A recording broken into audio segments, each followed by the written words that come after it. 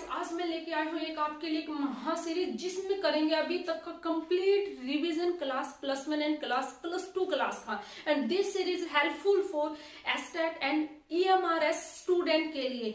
ये सीरीज बहुत ही इंपॉर्टेंट रहने वाली। अगर किसी ने अभी तो कुछ भी नहीं पढ़ा है तो आप बेसिकली सिर्फ इस सीरीज को जरूर देख के जाना। ये सीरीज आपके लिए बहुत वरदान साबित हो सकती है, क्योंकि कई बारी है जो क्वेश्चन आता है वो डायरेक्ट है, कैसा आता फॉर्मूला से रिलेटेड आता है। जस्ट मैं आपको सारे के सारे फॉर्मूले, इंपॉर्टेंट फॉर्मूले, टिप्स ट्रिक्स सब कुछ एक ही वीडियो में कवर करवाने की स्टार्ट करूंगी। आज बेसिकली मैं क्लास +2 का कंप्लीट रिवीजन करवाने वाली हूँ इन वन शॉर्ट वीडियो में। कल या परसों 2 दिन के बाद है आपके पास क्लास +1 की कंप्लीट वन शॉर्ट वीडियो आ जाएगी। लॉन्ग जरूर होगी, प्लीज धैर्य बना के रखना, लेकिन सारे के सारे इंपॉर्टेंट टॉपिक का सब कुछ कवर करवा दूंगी। लास्ट के 15 मिनट्स में आपको बिल्कुल अच्छे से टिप्स दूंगी, कैसे आपको मतलब इस टाइम को कैसे यूटिलाइज करना है, 10 डेज को कैसे आपको इन 10 डेज में ही एक बिल्कुल स्मार्ट स्ट्रेटेजी, स्मार्ट प्लान बना के अपने एग्जाम को क्रैक करना है, वो लास्ट 15 मिनट में आपको बहुत अच्छे से बताई जाएगी। तो मैं रानी सैनी वेलकम करती हूँ अपने चैनल में। So don't waste your more time, let's get started. आज मैं करवाऊंगी इलेक्ट्रोस्टैटिक्स। तो सबसे पहले मैंने कुछ इंपॉर्टेंट टिप्स यहाँ पे लिखते हैं, इसी बात को ध्यान में रखते हैं ताकि आपका कोई भी टाइम वेस्ट ना हो। आप चाहो तो इस वीडियो है उसको 2 की स्पीड में देख सकते हो। So let's get started. अब यहाँ पे बेसिकली चार्ज है, जब हम बात करते हैं इलेक्ट्रोस्टैटिक्स की, तो चार्ज है बेसिकली 3 स्टेट में एग्जिस्ट करता है। एक व्हेन जब चार्ज रेस्ट में होता है, जब चार्ज मूव करता है विद कांस्टेंट वेलोसिटी से, and third which is last जब चार्ज क्या करता है आपके पास है एक्सेलरेट होता है। जब चार्ज है रेस्ट में होता है तब आपके पास है ओनली इलेक्ट्रिक फील्ड प्रोड्यूस होगी, magnetic field and electromagnetic wave है वो जनरेट नहीं होगी। जब आपके पास चार्ज है कांस्टेंट वेलोसिटी से मूव करता है तब आपके पास है electric field and magnetic field both होगी, बट आपके पास है इलेक्ट्रोमैग्नेटिक वेव का नेचर है वो शो नहीं होगा। लेकिन जब चार्ज है एक्सेलरेट करता है, ये table it's very very very important है। ये टेबल यहाँ से एक नहीं 6 क्वेश्चंस बन सकते हैं, यहाँ से पूछ लेगा आपसे आगे। जब चार्ज है एक्सेलरेट करता है तब आपके पास है कौन सा नेचर देखने को मिलता है, तब आपके पास है electric field, magnetic field and electromagnetic wave, all nature's आपको मिलेंगे देखने को। राइट, अब बेसिकली बात करती हूँ मैं आगे कुछ important properties related to charge, जो कि आप सभी को पता होना चाहिए। बेसिकली क्या होता है आपके पास है ये एक स्केल चार्ज है, वो स्केलर होता है, कंजर्व्ड होता है, क्वांटाइज्ड होता है। जब 2 टाइप्स के मतलब सेम सिमिलर चार्ज होते हैं, मींस पॉजिटिव पॉजिटिव और नेगेटिव नेगेटिव रिपेल करते हैं, पॉजिटिव नेगेटिव एक दूसरे को अट्रैक्ट करते हैं। राइट, अब स्मॉलेस्ट यूनिट की बात करते हैं चार्ज की, तो आपके पास जो फ्रैंकलिन होती है जो कि किसके इक्वल होता है 1 ESU के, लार्जेस्ट चार्ज होती है वो 1 फैराडे होती है जो कि किसके इक्वल होती है 96,500 के। राइट, कूलम के। Quarks does not exit in free state. अब बात करते हैं हमारे पास जो बेसिकली चार्ज डेंसिटी वो 3 टाइप्स की एग्जिस्ट करती हैं, linear charge density, surface charge density and volume charge density. जब बात करते हैं लीनियर चार्ज डेंसिटी की, दैट्स मींस आपके पास वहां पे क्या आएगा लैम्डा शो करेगा, lambda which is equal to charge per unit length के इक्वल आएगा। सरफेस चार्ज डेंसिटी की बात करते हैं तो आपके पास है चार्ज पर यूनिट एरिया आएगा। एंड वॉल्यूम चार्ज डेंसिटी की बात करें तो चार्ज है वो किसके इक्वल होगा, हमारे पास रो है वो किसके इक्वल होगा dq अपॉन में dv के इक्वल आएगा। अब यहाँ से आप इन तीनों फॉर्मूले से अपना चार्ज निकाल सकते हो। अब क्वेश्चंस में कैसे आएगा, क्वेश्चंस में कोई भी स्टेटमेंट है या न्यूमेरिकल गिवन होगा, वहां पे आपको बेसिकली बताया जाएगा कि कौन सा चार्ज है, वहां पे सरफेस चार्ज है, वॉल्यूमेट्रिक चार्ज है या फिर लीनियर चार्ज डेंसिटी। तो आप इस फॉर्मूले का यूज करके आप इजिली अपने न्यूमेरिकल को टारगेट कर सकते हो ना। अब आता है गोल्ड लीफ एक्सपेरिमेंट। एक्चुअली इस एक्सपेरिमेंट का यूज क्यों किया गया था, इस एक्सपेरिमेंट का सिर्फ यूज इसलिए किया गया था कि ताकि चार्ज को हम डिटेक्ट कर सके, मेजर करने के लिए हम इस एक्सपेरिमेंट का यूज नहीं कर सकते। मतलब एक्चुअली में ये है कितनी क्वांटिटी है चार्ज की वो नहीं बताता, सिर्फ ये डिटेक्ट करता है कि यहाँ पे चार्ज है कि नहीं है, दैट्स इट। अब आपको कौन से प्रोसेस, कौन से मेथड के द्वारा है गोल्ड लीफ एक्सपेरिमेंट से हम चार्ज का पता कर सकते हैं, वो आता है कंडक्शन और इंडक्शन के द्वारा।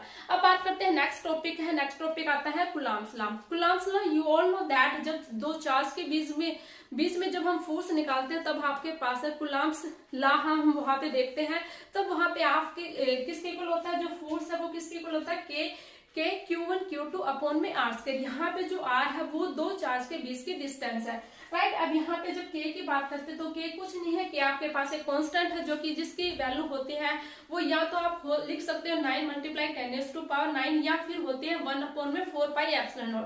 राइट। अभी इसके जो यूनिट होते हैं वो होती है न्यूटन मीटर स्क्वायर पर कूलम इनवर्स स्क्वायर। अब यहाँ पे ε0 की बात करते हैं तो इसकी वैल्यू आती है 8.85, ये कांस्टेंट वैल्यू है, multiply 10⁻⁻12 coulomb square inverse newton and inverse metre square. अब यहाँ पे k =ε/r=εm अपॉन में ε0 जो कि किसके अगर आपको किसी भी मीडियम में दे दी जाती है तो अब आप ये वैल्यू पुट करके वहां से अगर जो फोर्स आएगा वो बेसिकली जो आपके पास किसके इक्वल होगा F0 अपॉन में k। तो आप इसका चाहो तो आप स्क्रीनशॉट ले सकते हो आप, या फिर अगर आपको समझ नहीं आता तो आप एक बार आप देखो, या फिर जब पेपर आता है जस्ट 2 या 3 डेज रह जाते हैं तो एक बार आप तब देखना, आपको बिल्कुल बहुत अच्छे से कवर हो जाएगा। आप चाहो तो स्क्रीनशॉट ले सकते हो। देखो ये आगे कंटिन्यू करता है, इंपॉर्टेंट है ये, बिल्कुल इंपॉर्टेंट टॉपिक है पेंडुलम का। ठीक है, यहाँ से EMR है मतलब आने की पॉसिबिलिटी बहुत ज्यादा रहती है, क्योंकि जो मैक्सिमम होता है ना NVS, KVS, DSSB है, ये अच्छे टॉपिक्स को उठाते हैं, तो यहाँ से क्वेश्चन बनने के ज्यादा चांस रहते हैं। टॉपिक बिल्कुल भी कुछ नहीं है, इंपॉर्टेंट पॉइंट ध्यान रखो। आपके पास है पेंडुलम होता है, ठीक है, यहाँ पे चार्ज मैंने ले जैसे Q1 M1, और यहाँ पे मैंने जब 2 चार्ज लिए पेंडुलम पे, डिफरेंट चार्ज है, डिफरेंट मास है, here charge Q1 and M1 and here charge Q2 and mass M2। Right. अब यहाँ पे बात देखो, अगर आपको फाइंड आउट करना है हम कैसे अल्फा एंड बीटा की वैल्यू कैसे हम निकाल सकते हैं, तो अब आपको कैसे निकालनी है वैल्यू अल्फा एंड बीटा की। बेसिकली जो आपके पास है जो वैल्यू होती है अल्फा एंड बीटा की, वो डिपेंड्स करती है चार्ज एंड मास पे, दोनों पे डिपेंड करती है अल्फा और बीटा की इंडिविजुअल वैल्यू। लेकिन अगर हम इनका रेशियो फाइंड आउट करेंगे तो वो चार्ज पे डिपेंड नहीं करता, मास पे डिपेंड करता है, और मास के भी कैसे इनवर्सली प्रिपोर्शंस। यहाँ पे देखो चार्ज पे डिपेंड नहीं करता, इन दोनों का रेशियो से tan अल्फा जब tan बीटा निकालते हैं ओनली किस पे डिपेंड करता है, मास पे डिपेंड करता है। राइट। तो यहाँ पे जो रेशियो होगा tan अल्फा अपॉन में tan beta which is equal to M2 upon में M1। यहाँ से अब डायरेक्ट क्वेश्चन आ सकता है, इस रिजल्ट को ध्यान में रखना। अगर क्वेश्चंस में बोल देता है आपके पास है 2 चार्ज है, डिफरेंट चार्ज है, लेकिन दोनों डिफरेंट चार्ज के मास अगर इक्वल है देन उस केस में आपके पास है अल्फा और बीटा इक्वल हो गए। लेकिन अगर आपसे कंडीशन सेकंड दे देता है, सेकंड कंडीशंस में क्या है, अगर आपके पास है मास जो चार्ज 1 था, Q1 चार्ज था, अगर उसका मास है M1 से अगर वो ग्रेटर देन है किसके कंपैरिजन में, M2 के कंपैरिजन में, देन यहाँ पे आपके पास है वो बीटा की वैल्यू ज्यादा होगी इन कंपैरिजन टू अल्फा। तो ये इंपॉर्टेंट रिजल्ट है, यहाँ से ये ध्यान रखना। अब यहाँ पे जब आपके पास आ जाता है tan थीटा निकालना, देन उस केस में आपके पास क्या आएगा Fe अपॉन में mg। अब यहाँ पे बेसिकली जब टेंशन निकालते हैं तो यहाँ पे किसके इक्वल होगा √square of Fe square plus का mg के स्क्वायर के। अब बात करते हैं force on road due two point charge में। अब ड्यू टू आपके पास एक रोड गिवन है, उसमें मैंने मान लिया एक स्मॉल पॉइंट चार्ज लिया, तो यहाँ पे से dq चार्ज है स्मॉल एलिमेंट से, मान लिया dx इसकी स्मॉल लेंथ, इसकी जो लेंथ है l है, चार्ज से इस यहाँ से जो स्मॉल एलिमेंट लिया डिस्टेंस x और यहाँ पे a है, तो यहाँ के पास जो डायरेक्ट रिजल्ट आएगा वो निकल के क्या आएगा f which is equal to k q d l sorry lambda l upon में a into a plus l। ठीक है, आपको डायरेक्ट फॉर्मूला याद रखना है, जो आपके पास है न्यूमेरिकल गिवन हो आप अपने न्यूमेरिकल से वो इनपुट निकाल कर आप डायरेक्ट फॉर्मूला का यूज करके रिजल्ट फाइंड आउट कर सकते हो। Now next electric field intensity. Basically electric field intensity वो किसके इक्वल होता है, फोर्स पर यूनिट चार्ज। अब यहाँ पे जो पॉजिटिव चार्ज है ना, पॉजिटिव चार्ज से क्या होती है इलेक्ट्रिक फील्ड है वो आउटवर्ड होती है और नेगेटिव चार्ज के इनवर्ड होती है। तो इन शॉर्टकट में अगर मैं कहूँ आपसे तो इलेक्ट्रिक फील्ड होती है वो पॉजिटिव से दूर होती है और नेगेटिव के पास होती है। अब पॉइंट चार्ज के लिए अगर मैं इलेक्ट्रिक फील्ड फाइंड आउट करूं तो बेसिकली क्या आएगा k q अपॉन में r स्क्वायर, और ग्राफ है कुछ इस प्रकार से प्लॉट होगा in between E electric field and r। Right. अब रिंग की बात करते हैं, बेसिकली आपके पास एक रिंग गिवन हो और यहाँ से अगर आपसे पूछ लेता है क्या इलेक्ट्रिक फील्ड फाइंड आउट करना एट p पॉइंट पे है, यहाँ पे p पॉइंट है, तो यहाँ पे आपके पास है निकल के आएगी क्या k q x। इस रिजल्ट को ध्यान रखना, ये जो k q x right, k q x divide में क्या आएगा r स्क्वायर प्लस का x स्क्वायर, ये r square and here x square, इसका कितने आती है पावर √3/2। राइट। तो अब कंटिन्यू करते हैं, आप चाहो स्क्रीनशॉट ले सकते हो। नाउ अब करते हैं कंटिन्यू। अब आता है ग्राफ बिटवीन किसके बीच में, इलेक्ट्रिक फील्ड एंड डिस्टेंस के बीच में। जब भी आपके पास ग्राफ आएगा तो आपके पास यहाँ पे इलेक्ट्रिक फील्ड है वो मैक्सिमम होगी और एक्स की वैल्यू है वो कहाँ पे क्या होगी, इस पॉइंट पे आर की एक्स की वैल्यू है वो किसकी इक्वल होती है, आर अपॉन में √2 के। अब बात करते हैं हाफ रिंग की। जब भी आपके पास है हाफ रिंग गिवन हो, वहां पे बोल रहा है चार्ज है वो यूनिफॉर्मली डिस्ट्रीब्यूटेड है, देन उस केस में आपके पास है इलेक्ट्रिक फील्ड अगर आपके पास आएगी तो वो क्या आएगी, E = 2 के लैम्डा अपॉन में आर आएगी। अब यहाँ पे बेसिकली क्या किया गया है, इसमें यहाँ पे जो लैम्डा होता है जो वो किसके इक्वल होता है, चार्ज पर यूनिट एरिया के। तो यहाँ से आपके पास है उसकी वैल्यू पुट कर दी है लैम्डा की charge per unit area, half ring है तो यहाँ पे क्या दिया πr², राइट। अब यहाँ पे आपको एक विजुअलाइज आएगा, अगर आपको कोई भी चार्ज गिवन है, बेसिकली थोड़ी सी आपसे मैं एक रिक्वेस्ट मानती हूँ, आप प्लीज मेरी बातों पे कंसंट्रेट करना। मेरी गुड़िया है छोटी सी, आपके साथ साथ है, उसका भी एस्टेट का एग्जाम है, अभी 2 साल की हुई है, ठीक है। तो शरारतें बहुत करती है, तो मेरे साथ साथ वो भी ऐसे मेरे कॉपी कर रही है, ठीक है। तो आप प्लीज मेरी बातों पे कंसंट्रेट करना। तो राइट, अब करते हैं RS* की, मतलब आपको फील आएगा जब भी कोई भी चार्ज गिवन है और आपसे बेसिकली बता दिया जाता है कि इस एंगल से है, तो आपको डायरेक्ट निकालना है। कैसे निकालना है, आपके लिए एक फॉर्मूला है 2 के lambda upon R sine θ/2।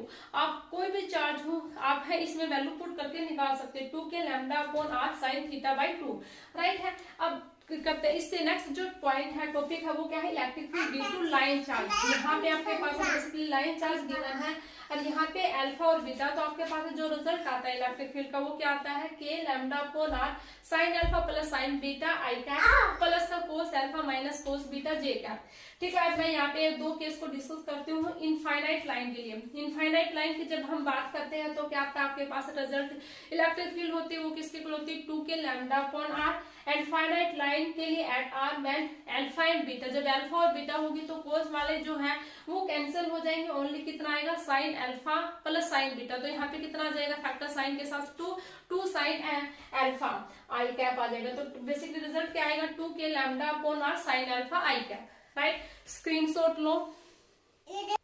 Now guys this slide is very important. यहाँ से एक नहीं मल्टीपल क्वेश्चन बन सकते हैं। यहाँ से क्वेश्चन आया हो आज तक, कोई भी प्रीवियस ईयर का क्वेश्चन उठाना, पेपर उठाना और आप फिर देखना।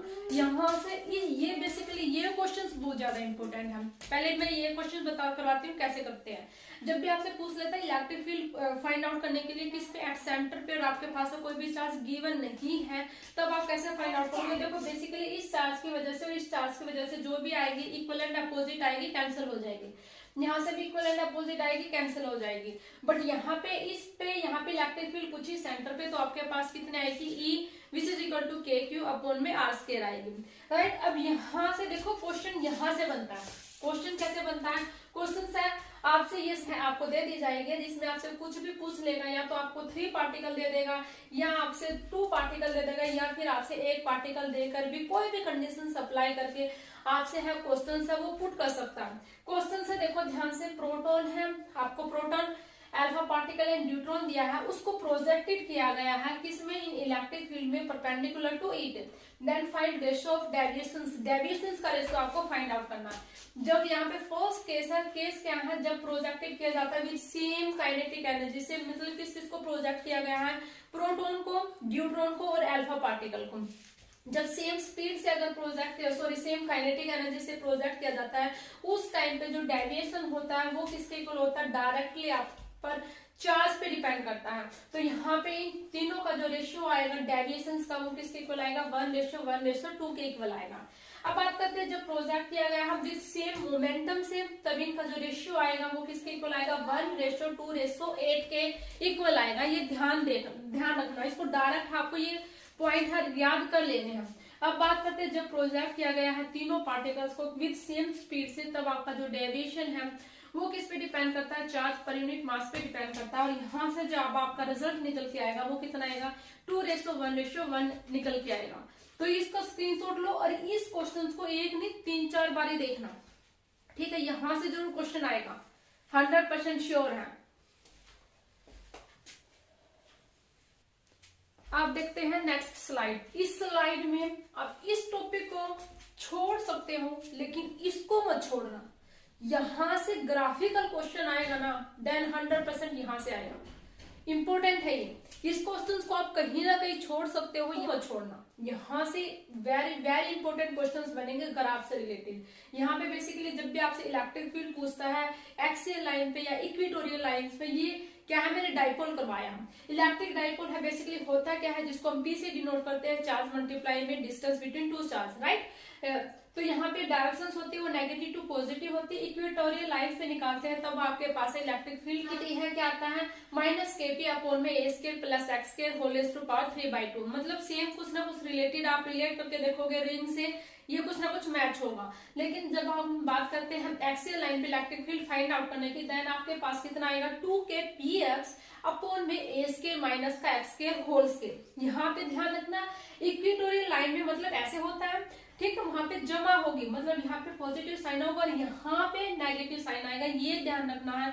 A स्क्वायर में से आपको माइनस करना है X स्क्वायर को, राइट। जब हम इस पे कुछ कंडीशन अप्लाई करते हैं तो आपके पास रिजल्ट आता है 2kp अपॉन में X स्क्वायर। अगर इन दोनों का रेशियो पूछ लेते हैं हम इक्वेटोरियल अपॉन में एक्सियल का, देन आपका रेशियो है वो किसके इक्वल आएगा, 1/2। ये याद रखना, डाइपोल के केस में ये याद रखना, चाहे ये भले आपको याद हो या ना हो, बट ये याद रखना, रेशियो इक्वेटोरियल का मतलब इलेक्ट्रिक फील्ड इक्वेटोरियल अपॉन में ई एक्सियल का रेशियो किसके इक्वल आएगा, 1/2, राइट। अब बात करते हैं यहाँ पे फॉर आइडल डाइपोल के लिए, जब बात करते हैं तो आपके पास इलेक्ट्रिक फील्ड की जो वैल्यू आती है वो क्या आती है, KP अपॉन में R(x³ √3 cos के थीटा प्लस 1। अब ये ग्राफ देखो, ये ध्यान इंपॉर्टेंट है, आपसे क्वेश्चन में फोर्स बिटवीन टू डाइपोल है वो डायरेक्टली प्रोपोर्शनल करता है 1/r²।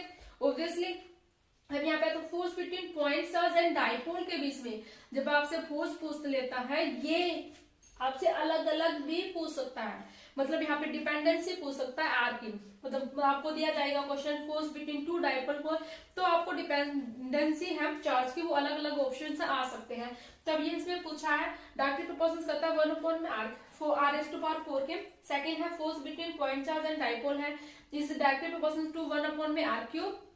एंड थर्ड है फोर्स बिटवीन टू चार्ज में इज प्रोपोर्शनल टू 1/r²। अब ये ध्यान रखना, ये वाला ग्राफ है, यहाँ पे 3 केस थे, तो जितना ये वाले जो मैंने लिखे ना ये इंपॉर्टेंट है, इससे आपके ये तीनों ग्राफ सोल्व हो जाएगी। जिसकी पावर जितनी ज्यादा वो सबसे नीचे आएगा, पावर जितनी ज्यादा नीचे।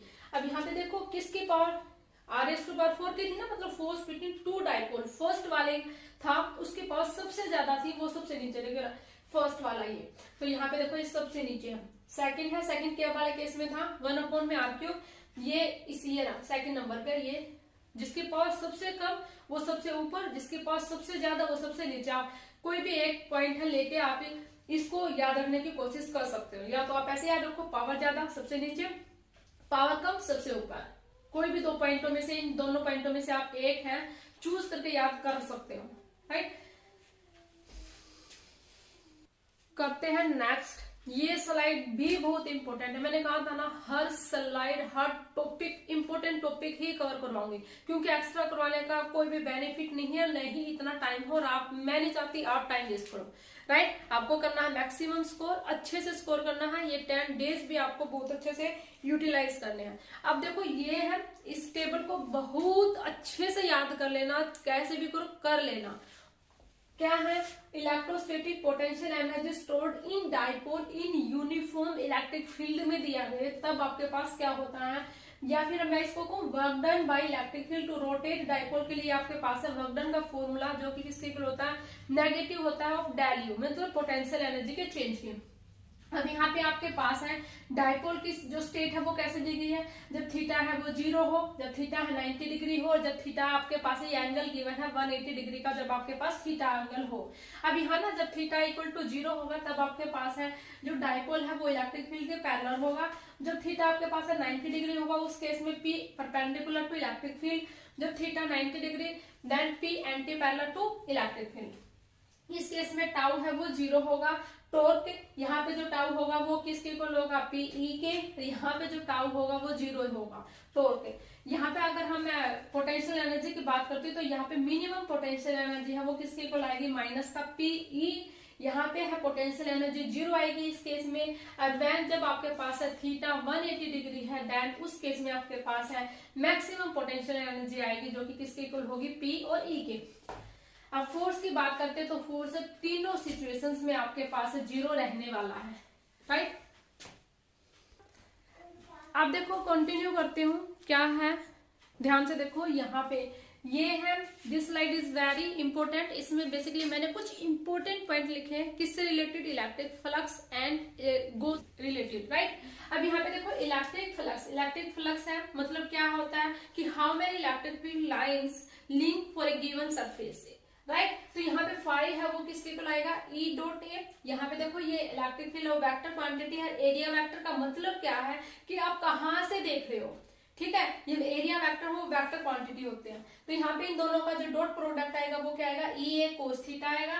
और जो एंगल है वो बिटवीन है electric field and given area vector. Scalar होते हैं, यूनिट ध्यान रखना, वोल्ट पर मीटर होती है। यहाँ पे आएंगे वोल्ट मीटर होगी, या फिर हम कहेंगे newton metre square coulomb inverse, ये है आपकी इसकी यूनिट है। अब मैं बात करती हूँ गोसला है 5 है, वो क्या आएगा, close integral E dot d A which is equal to कितना चार्ज इनक्लोज है for a given surface divide में एप्सिलॉन नॉट। ये आता है आपके पास गोसला जो बेसिकली यहाँ पे क्या आता है, flux from close surface does not depend upon shape size and surface पे डिपेंड नहीं करता, and location of charge inside surface and charge outside of surface, right. ये हमेशा ऑलवेज वैलिड रहेगा, लेकिन ये जो गोसला है is only applicable to find electric field. हम गोसला का जो हम यूज करते हैं ये सिर्फ तभी यूज करते हैं जब हमें क्या फाइंड आउट करनी होती है, इलेक्ट्रिक फील्ड फाइंड आउट करती है, किसमें, वो सिमेट्रिक चार्ज डिस्ट्रीब्यूशन में, राइट। अब मैं आपको कुछ केस है वो स्टडी करवाती हूँ कैसे करते हैं। देखो यहाँ पे एक मैंने बेसिकली क्वेश्चन से लिखा, अगर क्वेश्चन इस प्रकार से आ जाए तो आपको कैसे करना, और फिर मैं कुछ एप्लीकेशन है ये गोसला की, ठीक है। आपको डायरेक्ट रिजल्ट है ये याद कर लेना और कुछ नहीं है। अब देखो यहाँ पे आपके पास एक क्यूब गिवन है, उस पे एक चार्ज है वो कॉर्नर्स पे पुट किया गया है, और आपसे पूछा गया है यहाँ पे फ्लक्स कैसे निकालना। सबसे पहले क्या करना है, आपको इस चार्ज को सिमेट्री करना है। कैसे, इस क्यूब के आपको आसपास है और भी क्यूब लगाने, तभी ये चार्ज है वो सेंटर में आएगा। अब यहाँ पे एक क्यूब है, इसके ऊपर रखोगे, एक साइड में रखोगे, एक नीचे रखोगे। अब इस चार्ज का बेसिकली इसमें कितना डिस्ट्रीब्यूशन है, 1/8 डिस्ट्रीब्यूशन है। क्यों, क्योंकि ये यहाँ पे ये कॉर्नर्स पे रखा हुआ। अब बेसिकली यहाँ पे कॉर्नर्स कितने, 1 2 3 4 5 6 7 8, तो यहाँ पे कितना आएगा, Q/8 3 एप्सिलॉन नॉट। और जितने हमने पुट किए थे उससे मल्टीप्लाई करना आपको 3 से, राइट। अब मैं करती हूँ यहाँ पे एप्लीकेशन ऑफ गोसला। तो फर्स्ट एप्लीकेशन क्या है, फर्स्ट एप्लीकेशन देखो यहाँ पे है इलेक्ट्रिक फील्ड फाइंड आउट करनी है ड्यू टू पॉइंट चार्ज की वजह से। तो आपके पास है कितनी आएगी इलेक्ट्रिक फील्ड, वो आएगी KQ/R², राइट। अब ग्राफ देखो कैसे प्लॉट किया गया है, यहाँ पे electric field in between R² से R, राइट। तो ऐसे आएगा। सेकंड एप्लीकेशन क्या है, वो आएगी इनफाइनाइट लाइन चार्ज की वजह से। इनफाइनाइट लाइन चार्ज की वजह से आपके पास जो इलेक्ट्रिक फील्ड की वैल्यू आती है वो आती है 2K λ/r, राइट। और ग्राफ है इसका सेम ऐसे आएगा। नाउ द थर्ड देखते हैं इनफाइनाइट होलो सॉलिड कंडक्टिंग और होलो नॉन कंडक्टिंग सिलेंडर के लिए इसमें थोड़ा सा चेंज आता है। क्या आता है, इलेक्ट्रिक फील्ड वो किसकी इक्वल आती है, 2K λ/x, और we can say that σr/ε0r। यहाँ पे जो ये R है वो बेसिकली आउटसाइड पॉइंट है, ये जो R है कैपिटल R है वो क्या है, रेडियस है। अब यहाँ पे जो ग्राफ है वो ऐसे आएगा, ठीक है। अब उसके बाद फोर्थ केस है, फोर्थ केस में इसने दिया गया है सॉलिड नॉन कंडक्टिंग सिलेंडर के लिए आपके पास है जो आउटपुट इलेक्ट्रिक फील्ड निकल के आती है वो कितनी आती है, ρr²/2 एप्सिलॉन नॉट r। अगर मैं इसको वैन जब r स्मॉल r है वो इक्वल है कैपिटल R के, तो यहाँ पे आपके पास जो वैल्यू आएगी ρr/2 एप्सिलॉन नॉट आएगी। ग्राफ कैसे बनेगा, इलेक्ट्रिक फील्ड एंड r का एक बार है ये मैक्सिमम पॉइंट पर अटेन करेगा, आफ्टर दैट है फिर वो डिक्रीज होता चला जाएगा, ठीक है। अब करते हैं नेक्स्ट पॉइंट। देखो अब देखते हैं नेक्स्ट स्लाइड के बारे में। यहाँ पे है इलेक्ट्रिक फील्ड फाइंड आउट करनी है टू होलो कंडक्टिंग और we can say that non conducting solid conducting sphere में। तो आपके पास है इस केस में जो इलेक्ट्रिक फील्ड है इनसाइड है 0 होते हैं, आउटसाइड है जो इलेक्ट्रिक फील्ड आती है वो के क्यू अपॉन में आर स्मॉल आर के आते हैं। स्मॉल आर कैपिटल आर का बहुत अच्छे से ध्यान रखना है, ठीक है। और यहाँ पे जो सरफेस पे आएगी वो कितनी मतलब इलेक्ट्रिक फील्ड है वो किसके इक्वल आएगी, के क्यू अपॉन में कैपिटल आर स्क्वायर के। अब फाइंड करते हैं नेक्स्ट में electric field due to solid non conducting sphere में। इस टाइप में जो केस है क्योंकि इनसाइड 0 था तो यहाँ से स्टार्ट नहीं होगी, अंदर है वो 0 है। जैसे यहाँ पे जो सरफेस पे आने के बाद है वो कैसे होगी, आउटसाइड में इलेक्ट्रिक फील्ड के क्यू अपॉन आर स्क्वायर थे तो ग्राफ कुछ ऐसे प्लॉट होगा, राइट। अब बात करते हैं electric field due to solid non conducting sphere की। यहाँ पे इनसाइड भी डिपेंड करता है, ध्यान से देखना। इलेक्ट्रिक फील्ड इनसाइड है वो किसके इक्वल होती है, के क्यू स्मॉल आर अपॉन में आर क्यूब। अगर आप है इसको या तो आप इस फॉर्मूले को याद रखो या फिर दूसरे फॉर्मूले को याद रखो, रो स्मॉल आर अपॉन में 3 एप्सिलॉन नॉट। यहाँ पे जो है बेसिकली है रो है वो कैसा है, एक्चुअली जो वॉल्यूम चार्ज डेंसिटी होती है, क्योंकि इस केस में जो चार्ज है वो वॉल्यूम में होता है, तो यहाँ पे रो जो चार्ज डेंसिटी होती है वो किसके ऊपर डिपेंड करता है, चार्ज पर यूनिट वॉल्यूम। और यहाँ पे वॉल्यूम है वो किसके इक्वल है, 4/3 पाई आर क्यूब के। तो वो वाली वैल्यू पुट करनी है और आफ्टर दैट आपके पास है ये रिजल्ट आ जाएगा।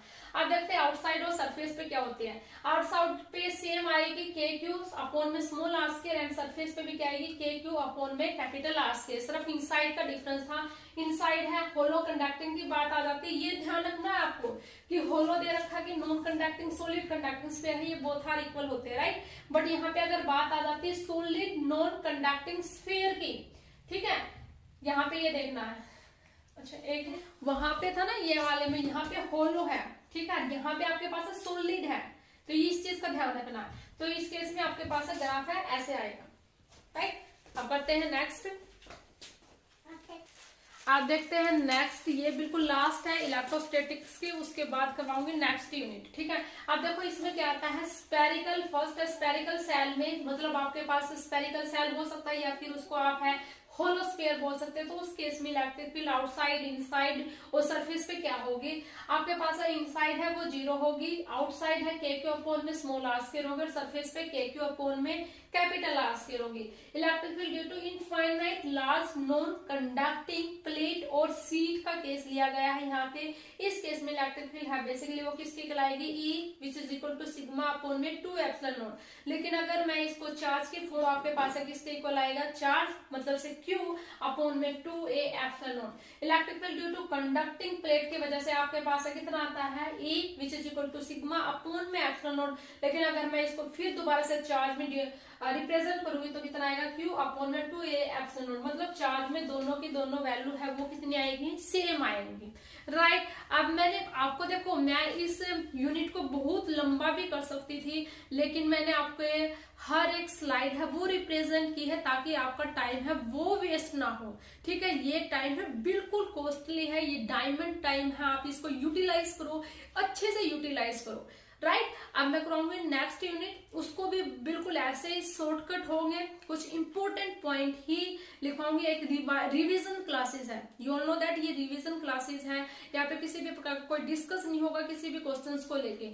कुछ जो इंपॉर्टेंट लगता है वो मैं करवा दूंगी, लेकिन सब कुछ मतलब इंपॉर्टेंट फॉर्मूले कैसे है, कहाँ पे क्या यूज करना है, आपको वो ध्यान रखना है, उस चीज को ध्यान में रखना है, राइट। अब कंटिन्यू करेंगे हम नेक्स्ट यूनिट। हेलो, अब डिस्कस करते हैं हम क्या, इलेक्ट्रिक पोटेंशियल की। सबसे पहले आपको यूनिट है वो पता होनी चाहिए। बेसिकली यूनिट है यहाँ पे इसकी वोल्ट होती है, जूल पर कूलम होगी, वेबर पर सेकंड होती है, न्यूटन मीटर पर कूलम होती है। अब potential due two point charge की वजह से, पॉइंट चार्ज की वजह से कितना क्या पोटेंशियल होता है, ये बेसिकली ऐसा ग्राफ आता है। अब यहाँ पे आपके पास है पी पॉइंट पे जब हम पॉइंट चार्ज के बारे में बात करते हैं तो फॉर पॉजिटिव चार्ज की वजह से आपके पास जो पोटेंशियल आता है के क्यू अपॉन में स्मॉल आर आता है, एंड फॉर नेगेटिव चार्ज की वजह से जो आपके पास पोटेंशियल आता है वो क्या आता है, के क्यू अपॉन में स्मॉल आर आएगा। अब रिंग के केस में अगर हम फाइंड आउट करें पोटेंशियल ऑन एक्सिस पे, तब आपके पास है के क्यू अपॉन में under root of capital R square plus का एक्स स्क्वायर आएगा। एंड फिर अगर हम इसको सेंटर में फाइंड आउट करेंगे तो क्या आएगा, के क्यू अपॉन में कैपिटल आर आएगा। वेयर अगर पोटेंशियल है एक्स है वेरी वेरी ग्रेटर देन हो जाता है आर से, तब आपके पास है पोटेंशियल की वैल्यू कितनी आएगी, के क्यू अपॉन में एक्स आएगी। अब हाफ रिंग की बात करते हैं तो यहाँ पे जो पोटेंशियल आएगा वो के क्यू अपॉन में कैपिटल आर आएगा। अब ये दो केस है, ये इट्स वेरी इंपॉर्टेंट है। बेसिकली हम डिस्कस करते हैं hello conducting and non conducting और सॉलिड कंडक्टिंग स्फीयर, ये इंपॉर्टेंट है। ये आपके पास ये दो केस लिखे गए ना, these two cases are very very important है। फर्स्ट केसेस आपके पास है जो हमारे पास है, जो मतलब एट ओ पॉइंट पे आपके पास पोटेंशियल क्या रहेगा, k Q upon small r. Surface पे के Q upon capital R. Input मतलब इनसाइड है वो अंदर क्या रहेगा, के कैपिटल क्यू अपॉन में कैपिटल आर।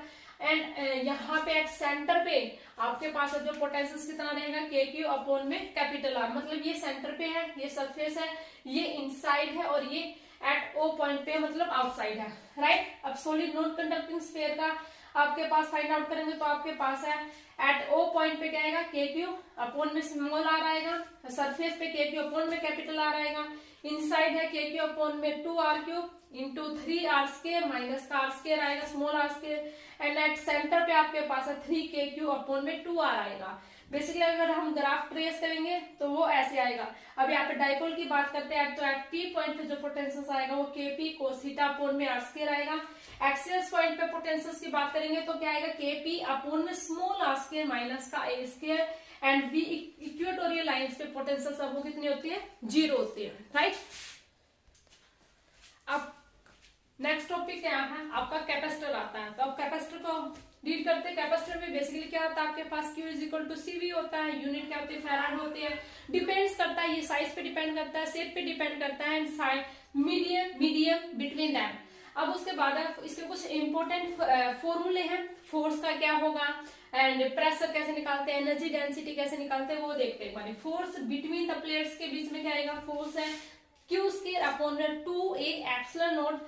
अगर हम इसकी चार्ज डेंसिटी के फॉर्म में निकालेंगे तब आपके पास फॉर्मूला आएगा Q sigma square a upon में 2 एप्सिलॉन नॉट। वेयर आपकी you all know that force है वो किसके इक्वल होता है, चार्ज मल्टीप्लाई में इलेक्ट्रिक फील्ड, राइट। अब प्रेशर ऑन द प्लेट है वो प्रेशर किसके इक्वल होता है, फोर्स पर यूनिट एरिया। तो यहाँ पे हम फोर्स की वैल्यू पुट करेंगे, ए से कैंसिल कट कर देंगे तो आपके पास कितना आ जाएगा, सिग्मा स्क्वायर अपॉन में 2 एप्सिलॉन नॉट, राइट। अगर मैं इसको क्यू चार्ज के फॉर्म में लिखूंगी तो क्यू स्क्वायर। अब यहाँ पे देखो जस्ट इस वाली वैल्यू को ओनली ए से एरिया से डिवाइड किया है तो आपके पास यहाँ पे क्या ओनली क्या आएगा, ए स्क्वायर आएगा और एज इट इज सेम रहेगा। एनर्जी डेंसिटी निकालेंगे तो u is equal to sigma square upon में 2 एप्सिलॉन नॉट, राइट। अब करते हैं आगे energy on capacitor. Basically energy जब निकालते हैं तो किसके इक्वल होती है, is equal to half CV square या फिर हाफ Q स्क्वायर अपॉन में C is equal to half QV। मतलब जो भी आपके पास वैल्यू है, Q है, V है, इनमें से कोई भी हो आप अपने चॉइस के अकॉर्डिंग है वो फॉर्मूला यूज कर सकते हो जो भी आपके पास बेसिकली क्वेश्चंस में गिवन है उसके क्वेश्चंस के अकॉर्डिंग, राइट। अब वो स्फेरिकल कैपेसिटर के लिए आपके पास है जो पोटेंशियल्स का जो फॉर्मूला है वो किसके इक्वल है, Q स्क्वायर अपॉन में 8 pi epsilon not capital R क्या है, यहाँ पे रेडियस है। चार्जिंग ऑफ कैपेसिटर, जब चार्जिंग की बात होती है कैपेसिटर में तो उस केस में वर्क डन बाय बैटरी, ये ध्यान रखना यहाँ पे वर्क डन है वो बैटरी के द्वारा इन चार्जिंग कैपेसिटर में होता है हाफ CV स्क्वायर, किसके इक्वल आएगा, CV स्क्वायर। लेकिन अगर वर्क डन की बात की जाए किसमें, चार्जिंग कैपेसिटर में तो होती है हाफ CV स्क्वायर। लेकिन बाय बैटरी के द्वारा अगर वर्क डन निकाला जाए चार्जिंग कैपेसिटर में तो कितना आएगा, CV स्क्वायर। अब एनर्जी लॉस कितना होता है, हाफ CV स्क्वायर होता है, वो किसकी फॉर्म में होता है, हीट की फॉर्म में होता है, राइट। अब कॉम्बिनेशन देखते हैं नेक्स्ट स्लाइड में। आपके पास है कैपेसिटर का सीरीज कॉम्बिनेशंस में क्या होता है और पैरेलल कॉम्बिनेशंस में कैसे होता है। अब देखते हैं combination. Series combination of capacitor में क्या होता है, आपके पास चार्ज है वो सेम होता है, पोटेंशियल है V is equal to V1 plus का V2 आता है। यहाँ पे इक्विवेलेंट जब हम निकालते तो क्या आएगा, 1 अपॉन में C equivalent which is equal to 1 upon में C1 प्लस का 1 अपॉन में C2 up to so no. अब लॉ ऑफ पोटेंशियल ड्रॉप का यहाँ से कैसे निकलता है, Q is equal to CV। तो यहाँ के पास है वो सेम होगा और यहाँ पे जब आप C निकालोगे तो इनवर्सली प्रोपोर्शनल आएगा 1 अपॉन में V के। अब पैरेलल कॉम्बिनेशन में आपके पास है जस्ट अपोजिट होता है, पोटेंशियल है वो सेम होती है। यहाँ पे आपके पास है जो चार्ज है वो सम होता है फॉर ऑल चार्जेस का। कैपेसिटर की बात करें तो हम C equivalent which is equal to किसके इक्वल आता है, C1 plus C2 plus up to so of. और Q इज इक्वल टू किसके इक्वल आएगा, CV। बेसिकली यहाँ पे जो चार्ज है वो किसके डायरेक्टली प्रोपोर्शनल होता है, C के, राइट। अब यहाँ पे if n identical connected in series and parallel में, अगर बहुत सारे अगर कैपेसिटर है वो सीरीज और पैरेलल में कनेक्टेड है, तब आपका कैसे देखेंगे, एन आइडेंटिकल की बात की गई है यहाँ पे। सीरीज के केस में सी इक्विवेलेंट होता है सी अपॉन में एन, पैरेलल के केस में आता है सी इक्विवेलेंट एंड सी। इस केस में आपके पास जो सी इक्विवेलेंट आएगा इन स्मॉलर होगा देन स्मॉलेस्ट कैपेसिटर से, वहां पे आपके पास है जो सी इक्विवेलेंट होगा इन लार्जर होगा देन लार्जेस्ट कैपेसिटर में। वो वाले ये जो दो बातें लिखी ना ये ज्यादा इंपॉर्टेंट है, ये इस पे ध्यान करना। अब करते हैं कॉम्बिनेशन ऑफ रेजिस्टेंस। यहाँ पे क्या होगा देखो, बेसिकली सीरीज और पैरेलल में कॉम्बिनेशन होगा। अब सीरीज कॉम्बिनेशन में होता क्या है, करंट है वो सेम रहता है, पोटेंशियल डिफरेंट हो जाता है। यहाँ पे V टोटल है वो किसके इक्वल आएगा, V1 plus V2 plus up to so on of V3, जितने भी हो आपके पास सभी का सम करना है। आर इक्विवेलेंट रेजिस्टेंस है, सीरीज में हम डायरेक्ट सम करते हैं R1 प्लस R2, लेकिन पैरेलल में हम क्या करते हैं 1 अपॉन में R1 प्लस 1 अपॉन में R2, मतलब जैसा कैपेसिटर में किया है जस्ट अपोजिट है। अब यहाँ पे फॉर एन इक्वल रेजिस्टेंस के लिए ध्यान रखना, जैसे यहाँ पे निकाला मैंने आर इक्विवेलेंट, अगर एन रेजिस्टेंस बोल दिया जा रहा है तो उसको डायरेक्ट मल्टीप्लाई कर दो एन से, जितने भी है वहां पे उसने बोला है। इसका मतलब क्या है, इसका मतलब क्या है कि जो आर इक्विवेलेंट होगा वो विल बी लार्जर होगा देन द लार्जेस्ट रेजिस्टेंस के लिए, राइट। तो यहाँ पे आपके पास है पोटेंशियल से डायरेक्टली प्रोपोर्शनल आता है, आर के मतलब जितना ज्यादा रेजिस्टेंस होगा उतना ज्यादा क्या आपके पास है पोटेंशियल ड्रॉप होगा। आप देखते हैं पैरेलल कॉम्बिनेशंस में, पैरेलल कॉम्बिनेशंस में आपके पास है V सेम रहेगी, मतलब वोल्टेज ड्रॉप होगा, सॉरी वोल्टेज है वो सेम रहेगी, करंट है वो डिफरेंट रहेगा। का आई जो टोटल है करंट टोटल कैसे निकालेंगे, I1 plus I2 plus I3 रहेगा। आर इक्विवेलेंट कैसे निकालते हैं, 1 अपॉन में R equivalent which is equal to 1 upon R1 plus 1 upon में R2। If N equal resistance की बात करते हैं तो यहाँ पे देखो जैसे इसमें क्या है ना, तो यहाँ पे आर इक्विवेलेंट किसके इक्वल आएगा, आर अपॉन में एन के इक्वल आएगा।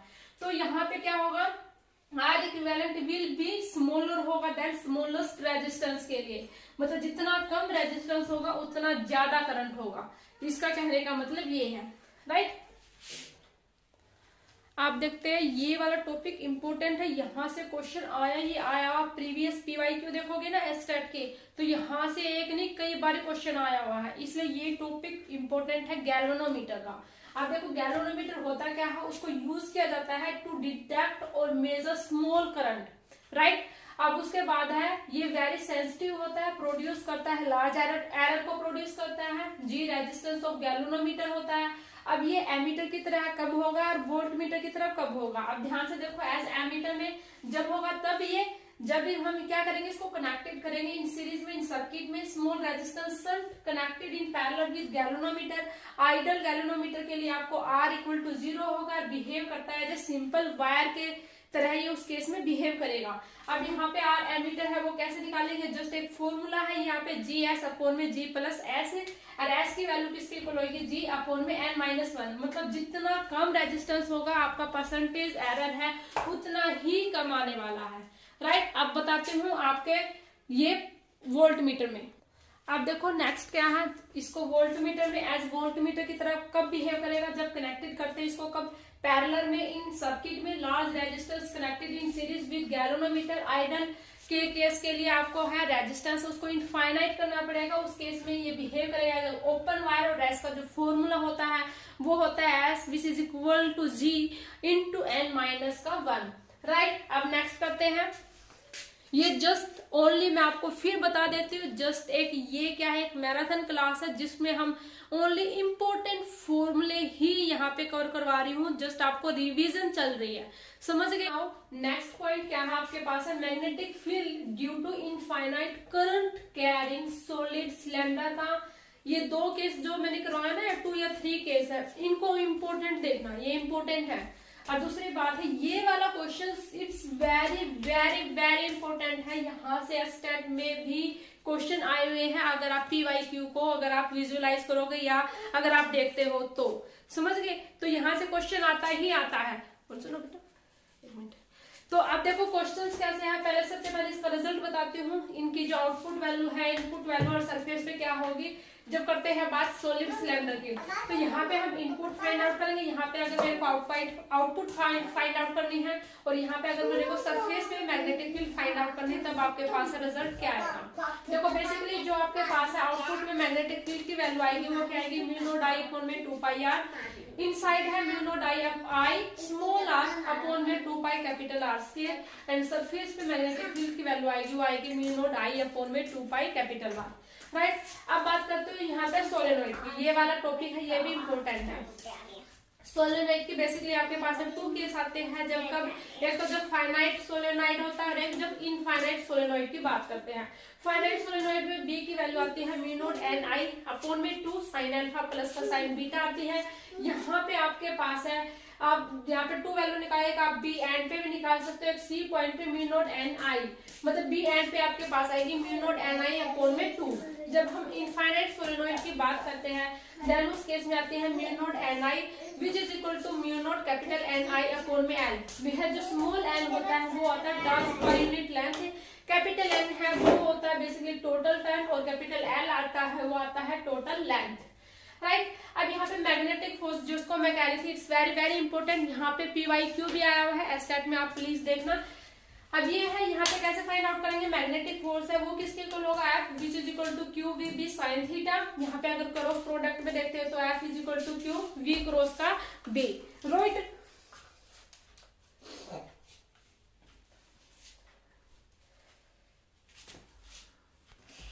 अब देखते हैं, देखो मैग्नेटिक फील्ड की यहाँ पे जो फोर्स है ये परपेंडिकुलर होगा बी, मतलब वेलोसिटी के, और फोर्स है ये परपेंडिकुलर होगा बी के मैग्नेटिक फील्ड के।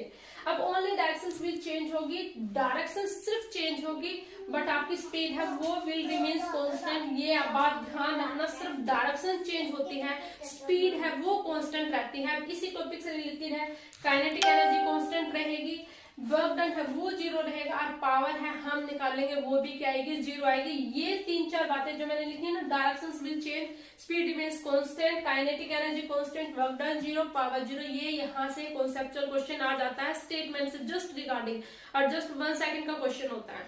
ठीक है, तो ये इस टाइप से करना है। अब करते हैं नेक्स्ट टॉपिक, देखो कंटिन्यू करते हैं नेक्स्ट का। नेक्स्ट पॉइंट है, क्या है टॉपिक है, लॉन्च फोर्स, वेरी इंपॉर्टेंट। इसमें यहाँ पे क्या होगा, F of M which is equal to क्या होगा, एक्चुअली ये फोर्स कब आता है, जब आपके पास कोई भी चार्ज पार्टिकल है उसको electric field and magnetic field में जब पुट करते हो, तब आपके पास जो फोर्स निकल के आता है वो ये किसके इक्वल आता है, क्यू ई प्लस का वी क्रॉस का बी। राइट, यहाँ पे ये जो होता है क्यू ई, ये आपके पास है इलेक्ट्रिक फोर्स है, यहाँ पे क्यू वी क्रॉस बी ये क्या आता है, मैग्नेटिक फोर्स आता है। अब यहाँ पे मोशन ऑफ चार्ज पार्टिकल का, मोशन ऑफ चार्ज पार्टिकल का, अब एक बार प्लीज इसको देखो आप, ये से हेलो, ठीक है, चलिए बैठो। हाँ ये अपने फोन से वीडियो बना रही है, मम्मा की कॉपी कर लो। ठीक है, अब ये मोशन ऑफ चार्ज पार्टिकल का इन मैग्नेटिक फील्ड में क्या है, charge is projected when perpendicular to magnetic field. उस केस में आपके पास क्या आएगा, v है वो वेरिएबल होगी, जो फोर्स आएगा मैग्नेटिक फोर्स वह क्या आएगा, क्यू वी बी आएगा। प्लीज थोड़ा सा कंसंट्रेट करने की कोशिश करो, मेरे को पता थोड़ा सा हो रहा है, प्लीज कंसंट्रेट। तो यहाँ पे एफ एम है वो किसके इक्वल आएगा, क्यू वी बी के, और ए अगर मैं यहाँ से निकालूंगी, अगर मैं फोर्स की वैल्यू है मास इनटू एक्सेलरेशन पुट करूंगी, देन यहाँ पे आप एक्सेलरेशन की वैल्यू निकालोगे तो क्या आएगा, क्यू वी बी अपॉन में एम आएगा।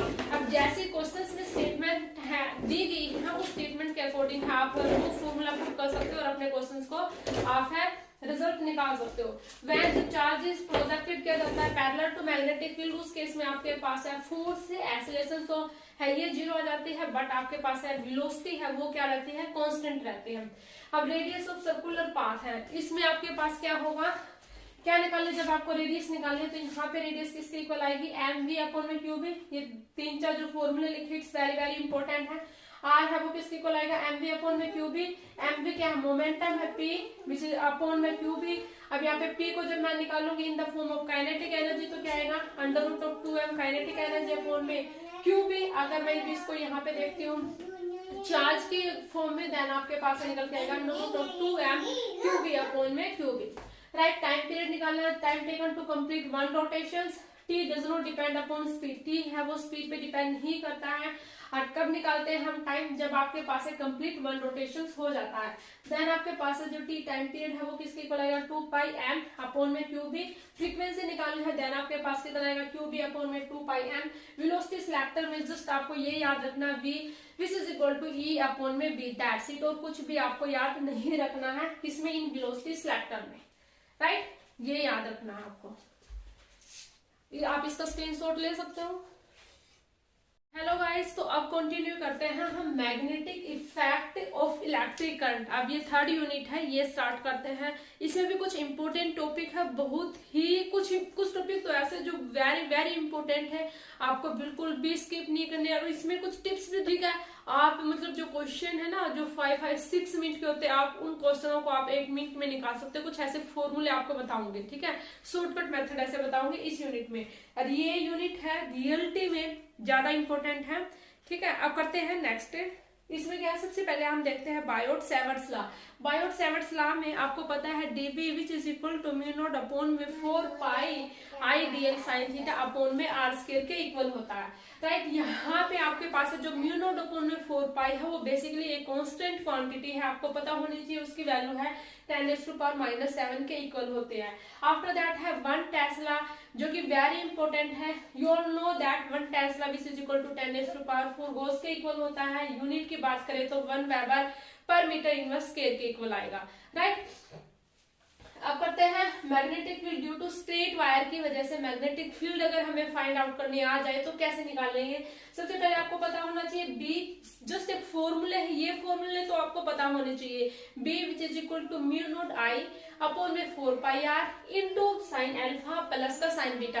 अब यहाँ पे इंपॉर्टेंट है वो 2 केस है, एक तो सेमी इनफाइनाइट का केस है और सेकंड है आपके पास आ जाता है इनफाइनाइट का केस। जब सेमी इनफाइनाइट का केस, बिकॉज यहाँ पे प्लस साइन है और ये जो आपका है इनमें से अल्फा और बीटा में से कोई भी आप है जो आपकी इच्छा है उस एंगल को आप है, एक को 90 डिग्री चूज कर सकते हो, सेकंड को 0 डिग्री अगर चूज करोगे तो कोई भी है ओवरऑल है कोई भी इफेक्ट नहीं पड़ने वाला आपके रिजल्ट पे। तो यहाँ पे आपके पास सेमी इनफाइनाइट पे मैंने है अल्फा को 90 डिग्री लिया एंड बीटा को 0 डिग्री लिया। पुट करते ही इस वैल्यू को, तो यहाँ पे साइन 91 एंड साइन बीटा 0, तो यहाँ पे कितना आएगा, सेम आ जाएगा म्यू नॉट आई अपॉन में 4 पाई आर, राइट। अब यहाँ पे बात करती हूँ मैं इनफाइनाइट का केस। इनफाइनाइट के केस को ध्यान से देखो। इनफाइनाइट के केस में अल्फा एंड बीटा है, दोनों वैल्यू है आपके पास है, क्या है रहने वाली है 90 डिग्री की रहने वाली है।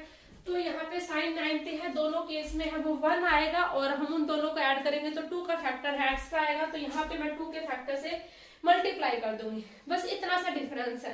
सेमी मतलब हाफ है, एक एंगल 90 डिग्री लेना है। इनफाइनाइट का केस आ जाता तो आपको दोनों एंगल है 90 डिग्री के लेने हैं, राइट। अब यहाँ पे डायमेंशनल कई बार आ जाता है, हम कई बार ऐसे करते हैं कि हम क्वेश्चंस को कंप्लीट सोल्व ना करके, कुछ क्वेश्चंस ऐसे होते हैं कि हम उनको डायमेंशनली करेक्ट कर सकते हैं। अगर आ जाते हैं आपके पास, अब कहीं पे भी अगर आपको बी की मतलब मैग्नेटिक फील्ड के अगर डायमेंशंस हैं वो देखनी, तो आपको जस्ट आपके पास है इसकी यूनिट देख लेनी, इससे मैच कर लेनी है म्यू नॉट आई अपॉन में डिस्टेंस किसी भी फॉर्मूले से, राइट। अब करते सबसे इम्पोर्टेंट क्या है, जब आती है बात मैग्नेटिक फील्ड की कि आपको डायरेक्शन है वो निकालने आनी चाहिए। हर इसके लिए बेसिकली यूज करते हैं राइट हैंड रूल। समझ गए, हमें क्या यूज करना है, राइट हैंड रूल। हमने कुछ भी नहीं करना, करंट ध्यान से सुनना, इसमें बहुत कंफ्यूजन रहती है। सिंपल सा मेथड बताऊंगी। करंट की डायरेक्शंस में आपको थंब करना, किसमें, करंट की डायरेक्शंस में आपको थंब करना है। अब आपको पता होना चाहिए कि आपको मैग्नेटिक फील्ड है उसकी डायरेक्शंस कहाँ देखनी है। जहां पे भी आपको मैग्नेटिक फील्ड की डायरेक्शंस देखनी है उस डायरेक्शंस में आपको अपने फिंगर्स को करना है। करंट की डायरेक्शंस में थंब, मैग्नेटिक फील्ड जहां आपको फाइंड आउट करनी है उस डायरेक्शंस में, राइट। अगर आपके पाम है ऊपर आ जाती है दैट्स मींस वो अपवर्ड डायरेक्शंस होगी, अगर आपकी पाम है नीचे आ जाती है दैट्स मींस वो डाउनवर्ड डायरेक्शंस होगी। अब मैं आपको यहाँ पे बताती हूँ, जैसे मान लिया है इसमें मुझे है यहाँ पे मैग्नेटिक फील्ड की डायरेक्शंस फाइंड आउट करनी, देन कैसे निकालेंगे, करंट की डायरेक्शंस में थंब, ठीक है, in the directions of current. ये मैंने करंट की डायरेक्शंस में ले लिया। मैग्नेटिक फील्ड मेरे को अपर फाइंड आउट करनी है, तो मुझे यहाँ पे क्या कर लिया, मैंने अपनी फिंगर्स को किया। अब आप देखो आपके पाम में कहाँ है, आपकी साइड, आपकी साइड है ना, तो ये क्या है, अपवर्ड डायरेक्शन है। अब आप मेरे को नीचे देखनी है मैग्नेटिक फील्ड की डायरेक्शन में, तो करंट की डायरेक्शन में था और मैग्नेटिक फील्ड है मतलब नीचे है, नीचे देखनी है तो फिंगर है वो नीचे, तो आपके पाम कहाँ आ रही है, बोर्ड के अंदर। तो यहाँ पे आपके पास है मैग्नेटिक फील्ड की डायरेक्शन क्या होगी, इनवर्ड होगी। जस्ट सिंपल है, ये बातें याद रखनी है और कुछ नहीं करना। करंट के डायरेक्शन में था, मैग्नेटिक फील्ड जहां निकालना है उसकी डायरेक्शन में आपको ये 4 फिंगर करने हैं। आपकी पाम जहां पे भी आती है वो आपको डायरेक्शन दे देगी, मैग्नेटिक फील्ड की direction. Place them in the directions of current and then curling finger will represent directions of magnetic field। मैंने जस्ट सिंपल बताया, आप कर्ल करके भी निकाल सकते हो, राइट। अब यहाँ पे ये वाला जो क्वेश्चन है ना, इसको आप जितने भी चाहो स्टार दे सकते हो, RS स्टार, ये रानी सैनी, ये मैंने खुद किया है। अब जितने भी मन चाहो उतने स्टार जितने भी देना चाहो आप, प्लीज मुझे एक बस इसके लिए एक लाइक कर देना, एक कमेंट कर देना और जितना हो सके वीडियो को प्लीज शेयर कर देना, ठीक है। सिर्फ इतनी रिक्वेस्ट है, यही मेरे लिए एक मोटिवेशन आपकी तरफ से बूस्टर रहेगा। अब देखते हैं इसके लिए बेसिकली यहाँ से 100% क्वेश्चन आता है इसी एग्जाम में नहीं। अगर आपको कोई भी अगर और कॉम्पिटेटिव एग्जाम दे रहे हो, अगर आप नेट का भी एग्जाम देते हो ना या गेट का एग्जाम देते हो, वहां पर भी इस टॉपिक से क्वेश्चन आता है। और इस टॉपिक से जब क्वेश्चन करेंगे ना, हम जस्ट ओनली 1 सेकेंड भी नहीं लगने वाली, ट्रिक ऐसे बताऊंगी, फॉर्मूला ऐसे बताने वाली हूँ। ध्यान रखना, क्या सिर्फ आपको एक चीज याद करनी है, क्या ये वाली चीज अभी तक आपको हर मैग्नेटिक फील्ड के फॉर्मूले में आपने याद की है। Mu not her magnetic field के म्यू नॉट है, हर फॉर्मूले में आएगा। करंट है हमेशा आएगा। यहाँ पे बेसिकली है जितने भी मैंने अभी तक फॉर्मूले करवाया, सिर्फ यहाँ पे 4 पाई था जब वो तब जब भी पाई आया वो किसके साथ में आया, 4 के साथ आया। लेकिन सिर्फ आपको यहाँ पे 4 नहीं लिखना। ए क्या है, यहाँ पे साइड है, जो भी आपके क्वेश्चंस में गिवन है, अगर ए है तो आप ए लिखोगे, अगर आर है तो आप आर लिखोगे, जो कुछ भी क्वेश्चंस में मेंशन है वो आप यहाँ पे लिखोगे। एंड बेसिकली यहाँ पे रिप्रेजेंट करता है साइड ऑफ एनी पॉलीगन, मतलब कोई भी अगर आपके पास पॉलीगन रेगुलर पॉलीगन गिवन है, तब आप वहां पे कोई भी जो भी जैसे मान लिया फॉर एग्जांपल हेक्सागोनल है, तो यहाँ पे हेक्सागोनल में बेसिकली n इक्वल टू कितनी होती है, 6, बिकॉज हेक्सागोनल में कितनी साइड होती है, 6 होती है, तो यहाँ पे 6 पुट करोगे। अब आगे क्या देखना, साइन पाई एन मल्टीप्लाई में 10 पाई एन। सिर्फ अब आपको साइन और tan की वैल्यू आपको पता होना चाहिए। अब मैं आपको एक बार रिवाइज करवा देती हूँ। साइन 30 की वैल्यू होती है 1/2, साइन 45 की वैल्यू होती है 1/√2 एंड साइन 60 की वैल्यू होती है √3/2। ऐसे ही अगर मैं निकालती हूँ tan 30 की वैल्यू आती है आपके पास है 1/√3, tan 45 की वैल्यू आती है 1 एंड tan 60 की वैल्यू आती है √3, राइट। अब मेरे को सिर्फ ये 6 वैल्यू पता होनी चाहिए। इन ये 6 वैल्यू से ही आपका है कोई भी रेगुलर पॉलीगन आ जाता है तो आप इजिली है, मोस्टली सिर्फ इन ही 6 वैल्यू का यूज होता है साइन और tan में, ठीक है। अब यहाँ से देखो, अब जैसे मैं इस फॉर्मूले से 2 या 3 जो इंपॉर्टेंट है ना, एक तो ट्रायंगल का इंपॉर्टेंट आ जाता है, एक स्क्वायर का आता है और एक हेक्सागोनल का। मोस्टली सिर्फ ये 3 ही केस आते हैं जो मोस्टली आते हैं। अब यहाँ पे देखो फॉर एग्जांपल अगर मेरे को क्या फाइंड आउट करना है, find magnetic field find out करनी है, किसमें, एट सेंटर पे फाइंड आउट करते हैं, इन द स्क्वायर में। स्क्वायर कितनी है, जैसे स्क्वायर का नाम आया तो स्क्वायर में बेसिकली कितनी साइड होती है, n = 4, तो यहाँ पे n = 4 है। Put this value in, put n = 4 in this formula, तो यहाँ पे कितना आ गया, 4 म्यू डाई अपॉन में पाई ए। आई होप कि आपको अच्छे से दिखाई दे रहा होगा। साइन पाई अपॉन में 4, tan पाई अपॉन में 4।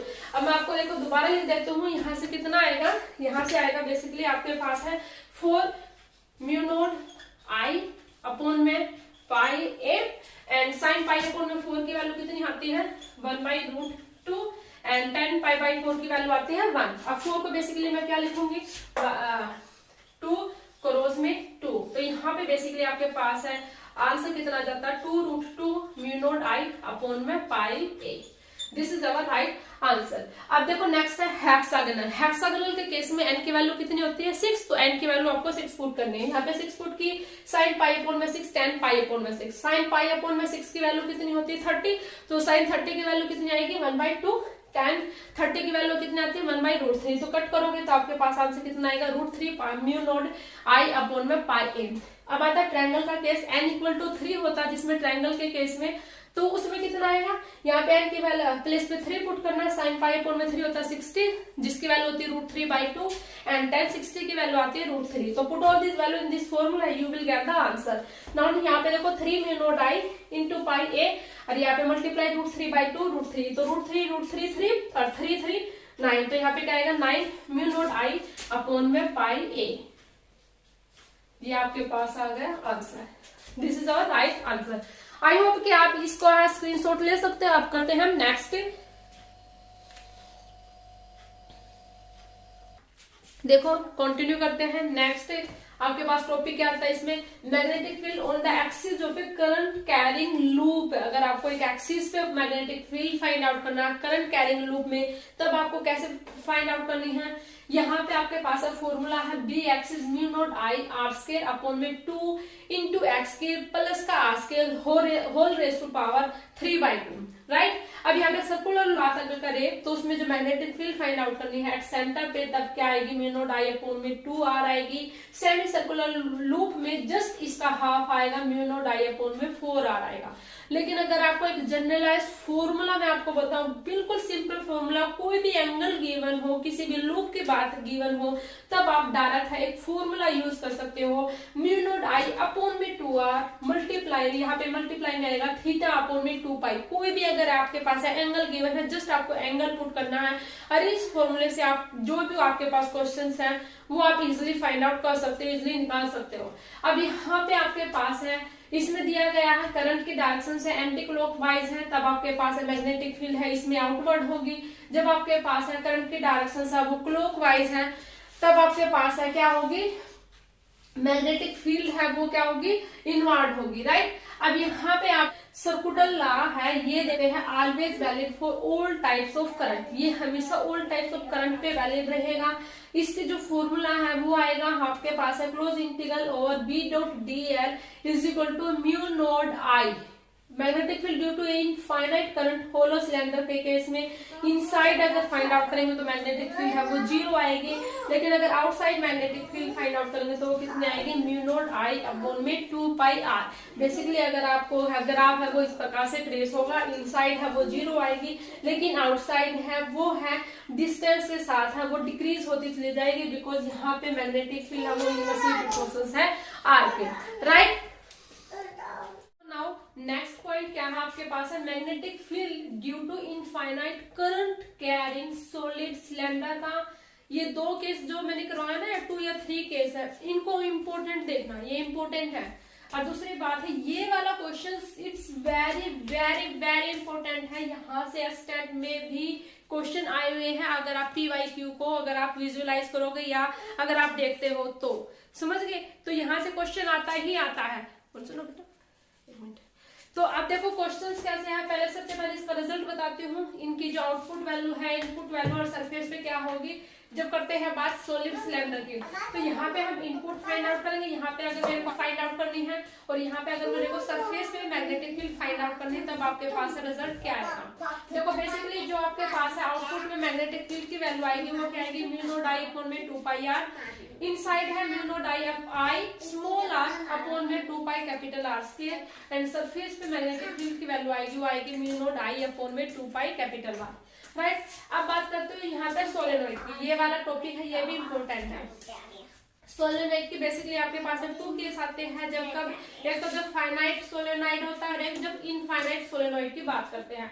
फाइनाइट सोलेनोइड में B की वैल्यू आती है म्यू नॉट Ni अपॉन में 2 साइन अल्फा प्लस का साइन बीटा आती है।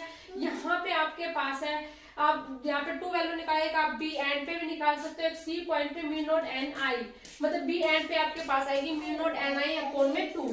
जब हम इनफाइनाइट सोलेनोइड की बात करते हैं देन उस केस में आते हैं mu not Ni which is equal to mu not capital Ni upon में L। वह जो स्मॉल n होता है वो आता है turns per unit length, capital N है वो होता है बेसिकली टोटल टर्न, और कैपिटल L आता है वो आता है टोटल लेंथ, राइट। अब यहाँ पे मैग्नेटिक फोर्स जिसको मैं कह रही थी, इट्स वेरी वेरी इंपॉर्टेंट, यहाँ पे PYQ भी आया हुआ है, स्टेट में आप प्लीज देखना। अब ये है, यहाँ पे कैसे फाइंड आउट करेंगे, मैग्नेटिक फोर्स है वो किसके इक्वल होगा, F which is equal to Q V B sine theta. यहाँ पे अगर क्रॉस प्रोडक्ट में देखते हैं तो F is equal to Q V cross का बी। देखते देखो मैग्नेटिक फील्ड की, यहाँ पे जो फोर्स है ये परपेंडिकुलर होगा बी मतलब वेलोसिटी के, और फोर्स है ये परपेंडिकुलर होगा बी के मैग्नेटिक फील्ड के। अब ओनली डायरेक्शन विल चेंज होगी, डायरेक्शन सिर्फ चेंज होगी, बट आपकी स्पीड है वो विल रिमेन्स कांस्टेंट। ये आप बात ध्यान रखना, सिर्फ डायरेक्शन चेंज होती है, स्पीड है वो कांस्टेंट रहती है। इसी टॉपिक से रिलेटेड है, काइनेटिक एनर्जी कांस्टेंट रहेगी, वर्क डन है वो जीरो रहेगा, और पावर है हम निकालेंगे वो भी क्या आएगी, जीरो आएगी। ये 3-4 बातें जो मैंने लिखी ना, directions will change, speed remains constant, kinetic energy constant, work done zero, power zero, ये यहाँ से कॉन्सेप्चुअल क्वेश्चन आ जाता है स्टेटमेंट से जस्ट रिगार्डिंग, और जस्ट 1 सेकंड का क्वेश्चन होता है। ठीक है, तो ये इस टाइप से करना है। अब करते हैं नेक्स्ट टॉपिक, तो कंटिन्यू करते हैं next topic. Next topic basically क्या है, लोरेंट्ज फोर्स है। This force comes to the combination of both forces means electric force और मैग्नेटिक फोर्स। तो इलेक्ट्रिक फोर्स में आपके पास बेसिकली क्या होता है, चार्ज मल्टीप्लाई में इलेक्ट्रिक फील्ड, और मैग्नेटिक फील्ड जो मैग्नेटिक फोर्स आता है उसमें बेसिकली क्या आता है, क्यू वी क्रॉस का बी। यहाँ पे हम चार्ज को है आउट करेंगे तो यहाँ से मतलब बाहर निकाल लेते हैं, तो आपके पास है जो अंदर आ जाता है वो कितना आ जाता है, ई प्लस का बी क्रॉस का बी। तो कई बार यह डायरेक्ट है इस फॉर्मूले पे क्या आपके पास एक एग्जांपल आ जाता है, वहां पर आपके पास इलेक्ट्रिक फील्ड की वैल्यू गिवन होगी, चार्ज की वैल्यू गिवन होगी, मैग्नेटिक फील्ड की वैल्यू गिवन होगी, आपसे वेलोसिटी पूछ सकता है या फिर आपसे है फोर्स पूछ सकता है, राइट। अब मैं बात करते हैं नेक्स्ट टॉपिक की। नेक्स्ट टॉपिक है आपका motion of charge particles in magnetic field, मतलब कैसे है चार्ज का बिहेव होता है इन मैग्नेटिक फील्ड में।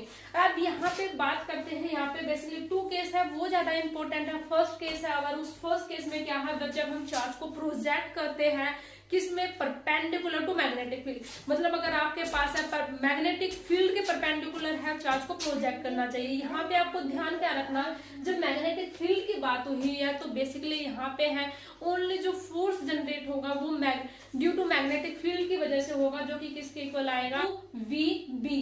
अब यहाँ पे मैंने चार्ज को प्रोजेक्ट किया है तो यहाँ पे आप एक्सेलरेशन निकाल सकते हो चार्ज पार्टिकल का। So F which is equal to M A, और यहाँ से आप जब एक्सेलरेशन से निकालते हो तो आपके पास है डायरेक्ट रिजल्ट क्या आएगा, क्यू वी बी अपॉन में M, right. Now when charge is projected parallel to magnetic field, जब चार्ज को हम प्रोजेक्ट करते हैं पैरेलल टू मैग्नेटिक फील्ड, मतलब जिस डायरेक्शंस में आपने मैग्नेटिक फील्ड अप्लाई किया, अगर मैं उसी डायरेक्शंस में उसी के बिल्कुल पैरेलल है अगर मैं चार्ज को प्रोजेक्ट करती हूँ, तो उस केस में आपके पास है ऑब्वियसली है मैग्नेटिक फील्ड है वो जीरो आएगा, एक्सेलरेशन है वो यहाँ पे जीरो होगा, लेकिन है आपके पास है वेलोसिटी है वो कांस्टेंट रहेगी। ये इंपॉर्टेंट है, राइट। अब देखते हैं radius of circular path. Basically radius का ये जो आपके पास है जो फोर्स निकाले हैं ये इंपॉर्टेंट है, प्लीज इसको ध्यान से करना, क्योंकि कई बारी है कुछ नहीं है, सब कुछ एक ही फॉर्मूले, लेकिन एक ही फॉर्मूले से बेसिकली 3 और 4 है फॉर्मूले बनाए गए हैं। आपसे कोई भी क्वेश्चन गिवन होगा, अगर क्वेश्चंस में मोमेंटम गिवन है देन यूज दिस फॉर्मूला, अगर क्वेश्चंस में काइनेटिक एनर्जी का कहीं पे भी कुछ भी मेंशन है देन यूज दिस फॉर्मूला, अगर वहां पे आपके पास है चार्ज है और उसी है तब आपके पास है ये फॉर्मूला यूज करता है। तो बेसिकली मैं रिवाइज करती हूँ इस फॉर्मूले को, तो आपके पास है जो रेडियस आती है वो किसके इक्वल आएगी, मास वेलोसिटी अपॉन में cubic, and here because momentum is equal to mass into velocity, तो यहाँ पे क्या आएगा, मोमेंटम p अपॉन में क्यूबी, एंड मोमेंटम को in the form of kinetic energy under root of 2m के यहाँ पे बेसिकली क्या, काइनेटिक एनर्जी अपॉन में क्यूबी, मैग्नेटिक फील्ड की बात हो रही है, और यहाँ पे under root of 2m Q B upon में क्यूबी, राइट। अब मैं बात करती हूँ टाइम पीरियड की। तो time taken to complete one rotation को कंप्लीट करने के लिए कितना टाइम जो लिया जाता है उसको आपके निकालना है। तो t does not depend upon speed, सबसे पहले आपको यही याद रखना है कि t does not depend upon speed है, वो स्पीड पे बिल्कुल भी डिपेंड नहीं करता है। जो आपके पास है जो टाइम का फॉर्मूला आएगा वो किसके इक्वल आएगा, बेसिकली 2πm अपॉन में क्यूब b के। यहाँ पे आप फ्रीक्वेंसी निकालोगे तो जस्ट इसका रेसिप्रोकल आ जाएगा, तो frequency is equal two cube upon में 2πm। अब वेलोसिटी सिलेक्टर में जस्ट आपको कुछ नहीं करना, वेलोसिटी सिलेक्टर में होता क्या है, जो आपके पास है जो इलेक्ट्रिक फोर्स है और जो मैग्नेटिक फोर्स है बोथ आर इक्वल, और यहाँ से आपके है चार्ज है वो कैंसिल हो जाते हैं, तो आपके पास है जो इलेक्ट्रिक फील्ड आते हैं वो एक्चुअली किसके आते हैं, वेलोसिटी मल्टीप्लाई में आपके पास है बी। तो यहाँ पे ये जो टॉपिक है ये इज वेरी वेरी इंपॉर्टेंट, बिल्कुल सिंपल सा है, लेकिन यहाँ ये 100% है, यहाँ से 99% है। इस फॉर्मूले से जो क्वेश्चंस बनने के चांस है वो ज्यादा रहते हैं। ठीक है, आपसे इलेक्ट्रिक फील्ड और मैग्नेटिक फील्ड है दोनों दे देगा और आपसे चाहे उसकी चार्ज की वेलोसिटी है पूछ लेगा। तो एक्चुअली हुआ क्या था, मैंने आप है जो इस वीडियो को 2 वीक्स में देखोगे, तो एक्चुअली मैंने है ये वीडियो ऑलरेडी है बना दी थी, लेकिन उस वीडियो में है मेरी जो गुड़िया है उसमें बहुत ज्यादा उसमें डिस्टर्बेंस थी, तो मैं इस वीडियो को फिर दोबारा से रिपीट कर रही हूँ आप सबके लिए। मुझे लगा कि उसमें इतना ज्यादा डिस्ट्रैक्शन था, आप है कंसंट्रेशन नहीं कर सकते थे उसमें, तो मैंने फिर ये दोबारा यहाँ से दोबारा अगेन स्टार्ट किया इसको रिकॉर्ड करने के लिए। सो आप मुझे बताना कि आपको ये सीरीज कैसे लग रही है। अगर आपको अच्छी लगेगी तो मैं डेफिनेटली है दोनों है +1 और +2 की ऐसी ही कंप्लीट वीडियो है आपको है जो है माइंड मैप ऑफ फिजिक्स का लेके आऊंगा। अपना फीडबैक देना, ठीक है, आपको कैसी लगी ये कैसी नहीं लगी, तो प्लीज आप मुझे अपना कमेंट और एक लाइक के साथ अपना फीडबैक देने की कोशिश करना। सो आगे कंटिन्यू करते हैं इसको। अब देखो नेक्स्ट टॉपिक क्या है, नेक्स्ट टॉपिक है साइक्लोट्रॉन। ये टॉपिक है इंपॉर्टेंट है, साइक्लोट्रॉन है बेसिकली इसका यूज किया जाता है एसिलेशन करने के लिए कि इसको आपके पास है 3 पार्टिकल्स होते हैं, एक तो प्रोटॉन, ड्यूट्रॉन और अल्फा पार्टिकल। मतलब इन 3 पार्टिकल को एसिलेशन करने के लिए आपका पास है जो है हम क्या यूज करते हैं, साइक्लोट्रॉन यूज करते हैं। बट आपके पास है इलेक्ट्रॉन को एसिलेशन करने के लिए हम साइक्लोट्रॉन का यूज नहीं करते। इलेक्ट्रॉन को एसिलेशन करने के लिए हम क्या यूज करते हैं, बीटाट्रॉन का यूज करते हैं। ये आपको याद रखना चाहिए, इलेक्ट्रॉन को बीटाट्रॉन, अगर आपको प्रोटॉन करना है, ड्यूट्रॉन करना है या फिर अल्फा पार्टिकल करना है, तब आपको उस केस में क्या यूज किया जाता है, साइक्लोट्रॉन का यूज किया जाता है। अब आपको देखो यहाँ पे होता क्या है, बेसिकली इलेक्ट्रिक फील्ड है और जो मैग्नेटिक फील्ड है वो यूज किए जाते हैं इन साइक्लोट्रॉन में, राइट। तो इन साइक्लोट्रॉन में जब हम इलेक्ट्रिक फील्ड का यूज करते हैं तो इलेक्ट्रिक फील्ड क्या करता है, वो एक्सीलरेशन करती है एंड शिफ्ट प्रोवाइड करती है kinetic energy to charge particle to, right. अब जो मैग्नेटिक फील्ड है वो यूज की जाती है चार्ज को मेंटेन रखने के लिए उसी मैग्नेटिक फील्ड में। जो मैग्नेटिक फील्ड है वो यूज की जाती है to keep the charge provide inside magnetic field, कि वो चार्ज पार्टिकल है मैग्नेटिक फील्ड में ही रहे, इसलिए आपके पास है वहां पे मैग्नेटिक फील्ड है वो यूज की जाती है, राइट। अब यहाँ पे है मैग्नेटिक फील्ड यूज। अच्छा, अब यहाँ पे आपके पास है कुछ फॉर्मूले आते हैं। एक आता है काइनेटिक एनर्जी जो कि किसके इक्वल होता है, 2 मल्टीप्लाई में चार्ज मल्टीप्लाई में डेल बी। यहाँ पे अगर आपको फ्रीक्वेंसी निकालनी है तो क्या आएगा, क्यू बी अपॉन में 2 pi M.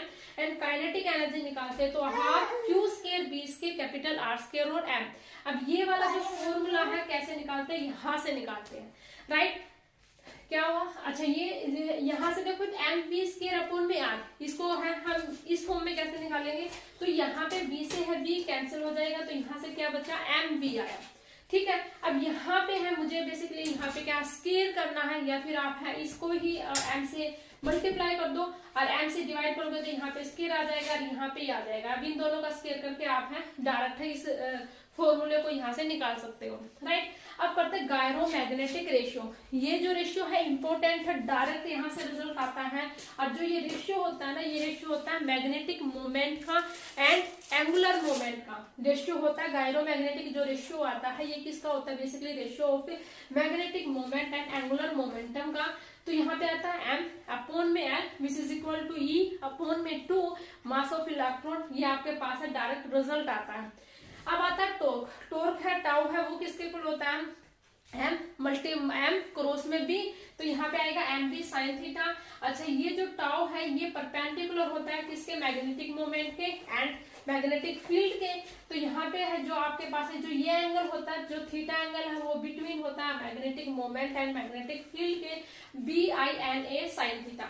Magnetic potential energy जो स्टोर्ड होती है इन मैग्नेटिक डाइपोल में वो बेसिकली किसके इक्वल आता है, U which is equal to minus का M B sine theta. I hope कि आपको ये क्लियर हुआ होगा। मैं आपको जस्ट बता दूं ये माइंड मैप सीरीज चल रही फिजिक्स के, जिसमें आपको जस्ट एक रिवीजन है इनको स्मार्ट टाइम मतलब शॉर्ट टाइम में कैसे आपको स्मार्ट स्ट्रेटेजीज करनी है। इतना टाइम नहीं है कि आप कंप्लीट है सिलेबस कवर कर पाओ, तो आपको जस्ट क्या करना, सारे के सारे जो फॉर्मूले हैं, जस्ट बेसिक मैंने जो इम्पोर्टेंट फॉर्मूले है वही राइट डाउन किए हैं, उनको आप रिवाइज करो। आप ये देखो इस फॉर्मूले का आपको कहाँ यूज करना है। जो टॉपिक मैंने इंपॉर्टेंट बताए हैं उनको आप अच्छे से यूज करो। जो मैंने अभी बताया था ना मैग्नेटिक फील्ड में, मैंने क्वेश्चंस बताया था निकालने के लिए मैग्नेटिक फील्ड कैसे फाइंड आउट करते हैं, मैंने वो वाला फॉर्मूला यूज करके आप बेसिकली उस फॉर्मूले को बिल्कुल अच्छे से करना। वहां से 100% है कि क्वेश्चन है आने के चांस रहते हैं, राइट।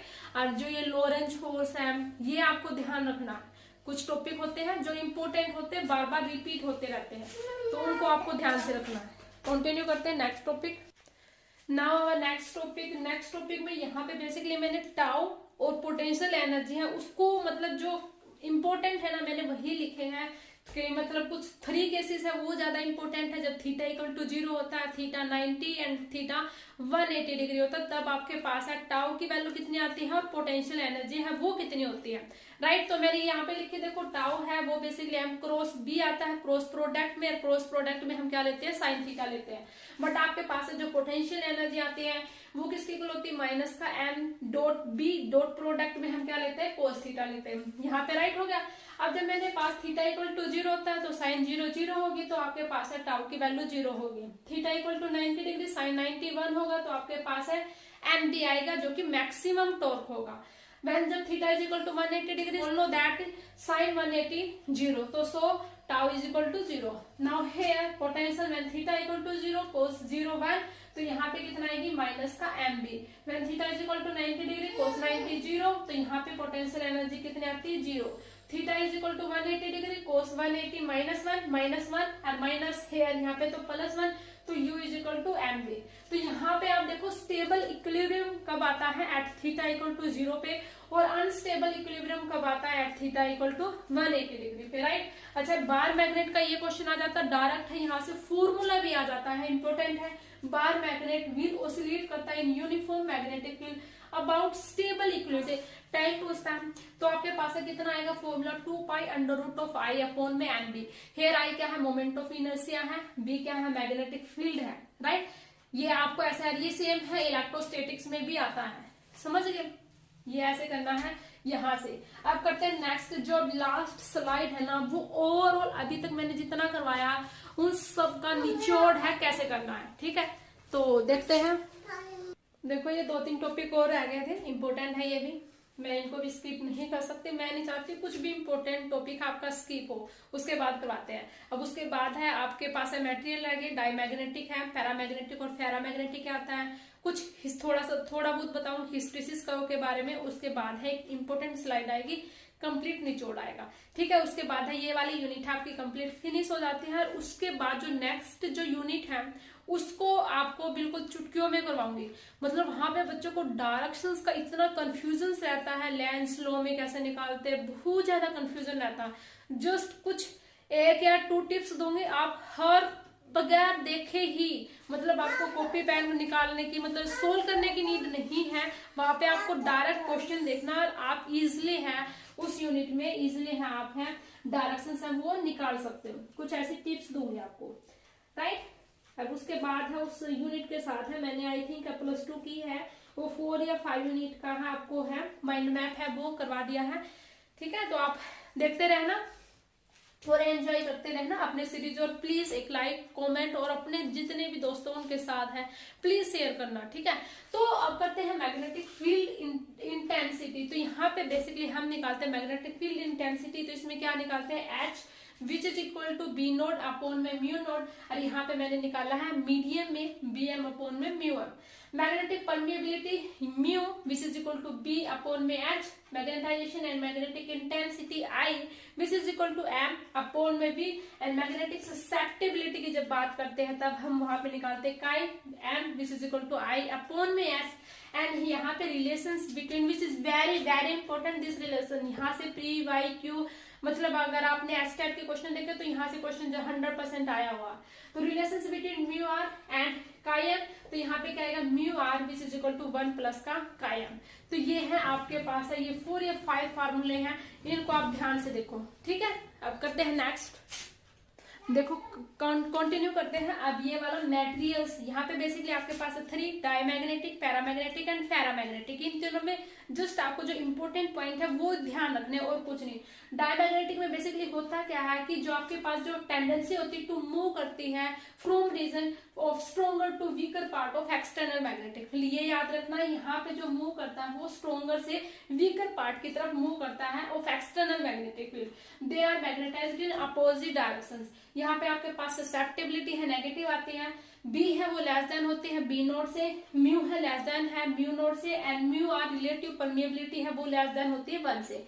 ये बात करते हैं पैरामैग्नेटिक की। पैरामैग्नेटिक में बेसिकली होता क्या है, यहाँ पे मूव करते थे, देखो यहाँ पे मूव किया था, कहां से था, stronger to weaker part, but यहाँ पे मूव करते हैं from weak magnetic field region to stronger magnetic field.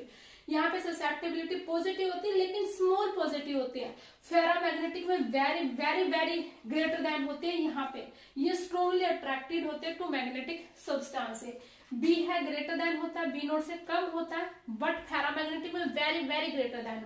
मतलब जो यहाँ पे होता है ना वही केस फेरामैग्नेटिक में होता है बट बहुत ज्यादा होता है। बस सिंपल सी बात ये है, पैरामैग्नेटिक का बहुत ज्यादा होता है फेरामैग्नेटिक में, और डायमैग्नेटिक में क्या होता है, इन दोनों का अपोजिट होता है। समझ गए? तो B greater than B naught, mu greater than mu naught, mu R greater than 1, जबकि यहाँ पे है तीनों चीजें हैं ये लेस देन थी। वहां पे फेरामैग्नेटिक के केस में बहुत ग्रेटर देन होता है। इतना सा डिफरेंस है इन तीनों में। अब बात करते हैं एनालॉजी की। सॉरी, आप देखते हैं यहाँ पे सॉफ्ट आयरन में बेसिकली स्मॉल एरिया होता है, यहाँ पे लो रिटेंटिविटी होती है एंड कोर्सिविटी होती है, एंड परमानेंट मैग्नेट में आपके पास लार्ज एरिया होगा और हाई रिटेंटिविटी होगी एंड कोर्सिविटी होगी। ये 2 पॉइंट है आपको ध्यान रखने हैं कि सॉफ्ट आयरन में बेसिकली होता क्या है और परमानेंट मैग्नेट में होता क्या है। रिटेंटिविटी और कोर्सिविटी से डायरेक्ट है, आपसे क्वेश्चन आ जाता है कि सॉफ्ट आयरन दी होती है और परमानेंट मैग्नेट दी हो जाती है, तो आपको पास कई बार रिटेंटिविटी में आ जाता है, मतलब ऑप्शन है, कई बार यह कोर्सिविटी से रिलेटेड आ जाता है। तो सॉफ्ट में याद रखना दोनों लो होती है एंड परमानेंट में आपके पास बहुत हाई होती है। राइट, ये देखो बिल्कुल लास्ट है एनालॉजी है इलेक्ट्रोस्टैटिक एंड मैग्नेटिज्म के। मैग्नेटिज्म में, इलेक्ट्रोस्टैटिक एंड मैग्नेटिज्म में ये एनालॉजी है, इसको ध्यान से देखना। अगर आपको इलेक्ट्रोस्टैटिक्स कवर है तो आपके पास है जो मैग्नेटोस्टैटिक्स है वो भी आपकी मानो हाफ कवर है। ठीक है, तो यहाँ पे देखो इलेक्ट्रोस्टैटिक्स में बेसिकली हम क्या लेते हैं 1/में लेते हैं, लेकिन यहाँ पे मैग्नेटिज्म की बात करते हैं तो यहाँ पे हम म्यू नोट लेते हैं। या यहाँ पे हम जो फोर्स होता है वो क्या होता है Q1 Q2 4πε0 r² लेते हैं। यहाँ पे आपके पास जो फोर्स की वैल्यू आती है वो आती है μ0 4πm1 m2 r² आता है। यहाँ पे जो फोर्स है in form of electric field में चार्ज मल्टीप्लाई में E आएगा, यहाँ पे in form of magnetic field में MB आएगा। यहाँ पे जो डायपोल मोमेंट है QL आएगा, यहाँ पे आपके पास है मैग्नेटिक मोमेंट है ML आएगा। एक्सियल फील्ड में अगर आप इलेक्ट्रिक फील्ड की वैल्यू फाइंड आउट करते तो आपके पास कितना था 2p/4πε0 r3। यहाँ पे मैग्नेटिक फील्ड में निकालते तो आपके पास आता है μ0/4π2m/r3। इक्वेटोरियल फील्ड में इलेक्ट्रिक फील्ड की वैल्यू आती है -p/4πε0 r3। और यहाँ पे आपके पास है जो मैग्नेटिक फील्ड में आती है यह कितने आती है μ0/4πm/r3। यहाँ पे जो टाउ की वैल्यू आती है वो जो टॉर्क होता है वो आता है P क्रॉस का E, और यहाँ पे आपके पास है जो टाउ आती है उसकी वैल्यू होती है आपके पास है m.B। ये आपके पास है, याद रखना है। ठीक है, तो ये था कुछ इंपॉर्टेंट इन मैग्नेटोस्टैटिक्स में। अब मैं करवाऊंगी नेक्स्ट यूनिट है, वो आएगी आपके पास है नेक्स्ट स्लाइड में। और प्लीज गाइस आप इस टाइम में आपको है डिमोटिवेट नहीं होना कि हमने कुछ नहीं करना है। हमेशा अपने आप को पॉजिटिव है वो फील करवाओ, समझ के अपने आप को मोटिवेट करके रखो। अपनी है सेल्फ एफिकेसी है हमेशा 100% है हाई रखो, कभी भी अपनी है जो सेल्फ एफिकेसी है उसको लो मत जाने दो। सबसे पहले ये बात है, पॉजिटिव रहो। जब तक आप पॉजिटिव अपने आप में पॉजिटिव एटीट्यूड लेके आओ है, निराशा होने से मतलब सिलेबस कंप्लीट नहीं है उससे क्या होगा, उससे कुछ भी नहीं होगा। आप ओनली है डिप्रेशन में जाओगे। आपको ऐसा नहीं करना है, अपने आप है उसको से अपने आप को क्या करो, समझ गए? अपने आप को मोटिवेट करो, फीडबैक दो, आज मैंने क्या करना है इस लास्ट टाइम में, हाँ आपको कैसे स्मार्ट स्ट्रेटेजीज फॉलो करनी है, इन स्टेप्स को फॉलो करके आपको सक्सेस है 100% मिल जाएगी। अगर आप डीमोटिवेट होते हो, मैंने कुछ नहीं किया, ये है वो हो गया, उसने इतना कर लिया, उसने इतना कर लिया है, ऐसा कुछ नहीं होगा। प्लीज मेरी एक हम्बल रिक्वेस्ट है, अगर जिसका भी सिलेबस कंप्लीट हुआ है, अगर उसके साथ उसका कोई फ्रेंड कनेक्ट है, तो आप प्लीज उसको डीमोटिवेट करने की बिल्कुल भी कोशिश मत करो। अगर आप उसको कोऑपरेट नहीं कर सकते तो एटलीस्ट उसको डीमोटिवेट मत करो कि मेरा हो गया और तुम्हारा नहीं हुआ है, राइट? तो कुछ नहीं है, आप हैप्पी पॉजिटिव रहो, मैं आपके लिए ऐसे ही सीरीज लेके आती रहूंगी। तो आप प्लीज अपना कमेंट और अपना सजेशन है आप मुझे दे सकते हो, इसमें कुछ और अगर कुछ ऐड करवाना हो तो मैं कोशिश करूंगी, right? So thanks for watching this video and wait for next video. Hello guys, आज मैं लेके आई हूँ एक नया चैप्टर जिसका नाम है सेमीकंडक्टर, और this chapter is very helpful for state and EMRS exam. Basically इस चैप्टर्स में बेसिकली जो हमने सीरीज निकाल रखी है, रिवीजन सीरीज, इस सीरीज में बेसिकली हम डिस्कस करेंगे इंपॉर्टेंट टिप्स के बारे में, ट्रिक्स के बारे में, शॉर्टकट फॉर्मूले क्या होते हैं, कैसे आपके पास जो 10 या 12 डेज बचे हैं इसको कैसे आपको स्मार्ट वे में क्रैक यूटिलाइज करके कैसे आपने अपने एग्जाम को है 100% क्रैक करना है। तो उस स्ट्रेटेजीज को हम फॉलो करने वाले हैं इस सीरीज में। तो मैं रानी सैनी वेलकम करती हूँ अपने चैनल क्रेजी फिजिक्स में। So don't waste more time, let's get started.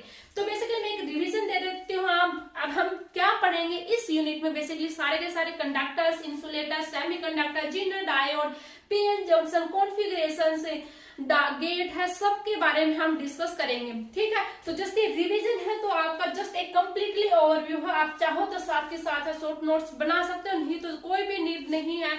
आप इसको 2 की स्पीड में करके आप अपनी इच्छा से आप इस वीडियो को देख सकते हो, राइट? आप करते हैं, देखो हमारे पास है conductor. You all know that conductors में क्या होता है, बेसिकली आपके पास जो कोवेलेंट बैंड होता है और जो वैलेंस बैंड होते हैं वो ओवरलैप करते हैं। सेमीकंडक्टर्स में क्या होता है, एनर्जी गैप होता है वो लेस देन होता है, किससे? 3 इलेक्ट्रॉन वोल्ट में। बेसिकली हम सेमीकंडक्टर्स में क्या लेते हैं, हम सिलिकॉन और जर्मेनियम्स की बात करते हैं। अच्छा, अब आते हैं उसके बाद है इंसुलेटर। इंसुलेटर में क्या होता है, आपके पास जो एनर्जी गैप होता है वो ग्रेटर देन इक्वल होता है 3 इलेक्ट्रॉन वोल्ट। उसके बाद आता है इंट्रिंसिक सेमीकंडक्टर। इंट्रिंसिक सेमीकंडक्टर्स कुछ नहीं होता है, बेसिकली जो प्योर आपके पास जो सिलिकॉन और जो जर्मेनियम होता है, जस्ट उसी को ही हम बोलते हैं इंट्रिंसिक सेमीकंडक्टर में। अब इन इंट्रिंसिक सेमीकंडक्टर्स में क्या होता है कि जो नंबर ऑफ इलेक्ट्रॉन्स है वो नंबर ऑफ होल के इक्वल होंगे, और उन दोनों को हम किसके इक्वल मान लेते हैं, जैसे n के इक्वल मान लेते हैं। और यहाँ पे जो n है ये क्या है, number of intrinsic charge density. उसके बाद आता है आपके पास है J इक्वल टू होता है सिग्मा E। यहाँ पे जो आपके पास है जो सिग्मा होता है, यहाँ पे आएगा En into mu E plus का म्यू एच। म्यू ई है वो क्या होता है, मोबिलिटी होती है ऑफ इलेक्ट्रॉन की, एंड म्यू एच होता है मोबिलिटी ऑफ होल की। अब यहाँ पे जो आपके पास है जो मोबिलिटी होती है वो एक्चुअली में बेसिकली किस पे डिपेंड करती है, ई टाउ। टाउ क्या होता है, यहाँ पे टाइम होता है, अपॉन में एम। एम क्या होता है, यहाँ पे मास होता है। इफेक्टिव मास ऑफ होल का वो ग्रेटर देन होता है किसके कंपैरिजन में, इफेक्टिव मास ऑफ इलेक्ट्रॉन के कंपैरिजन में। अब बात करते हैं एक्सट्रिंसिक सेमीकंडक्टर। एक्सट्रिंसिक सेमीकंडक्टर में बेसिकली कुछ भी नहीं होता जो आपके पास है। इंट्रिंसिक सेमीकंडक्टर था, मतलब प्योर सेमीकंडक्टर था, उसमें आपने क्या ऐड करनी है, इंप्योरिटीज ऐड करती है। जैसे आप क्या कर देते हो इंट्रिंसिक सेमीकंडक्टर में, जैसे आप इंप्योरिटीज को ऐड कर देते हो तो आपके पास क्या बन जाता है इंट्रिंसिक सेमीकंडक्टर में। अब ये बात यहाँ पे क्या आती है, इंप्योरिटीज का। न्यू वर्ड्स क्या है, इंप्योरिटीज।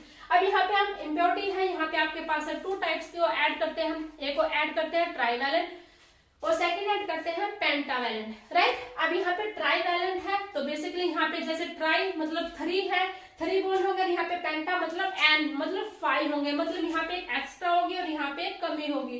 तो यहाँ पे ट्राइवैलेंट में बेसिकली हम p टाइप लेते हैं, यहाँ पे नंबर ऑफ होल है वो ग्रेटर देन होते हैं किसके कंपैरिजन में, नंबर ऑफ इलेक्ट्रॉन के कंपैरिजन में। या फिर यहाँ पे हम क्या, बी फैमिली है, इसमें जो ऐड करते हैं इंप्योरिटीज जो ऐड करते हैं ट्राइवैलेंट में वो बी फैमिली की ऐड की जाती है। NH है वो ग्रेटर देन इक्वल होता है, एंड ए कैपिटल N भी है, जो यहाँ पे कैपिटल N A होता है वो होता है number of acceptor ion density, right? अब इसमें क्या करेगा, पहले एक इलेक्ट्रॉन को एक्सेप्ट करेगा, आफ्टर दैट है बॉन्ड बनाया जाएगा। लेकिन जो एन टाइप है, सॉरी हाँ एन टाइप है जो पेंटावैलेंट है, वहां पे क्या करेगा, पहले एक इलेक्ट्रॉन को डोनेट करेगा, आफ्टर दैट है वो बॉन्ड बनाएगा। यहाँ पे पेंटावैलेंट में हम डिस्कस करते हैं किस टाइप के जो इम्प्योरिटीज ऐड करते हैं, एन फैमिली मतलब नाइट्रोजन फैमिली है यहाँ पे ऐड की जाती है, और यहाँ पे नंबर ऑफ इलेक्ट्रॉन है वो ग्रेटर देन होते हैं एनएस, और we can see that number of electron है वो ग्रेटर देन होते हैं इन कंपैरिजन टू किसके, नंबर एन डी बेसिकली यहाँ पे किसको शो करता है, number of donor ion density को। तो आप इसका स्क्रीनशॉट ले सकते हो। तो आप कंटिन्यू करते हैं आगे।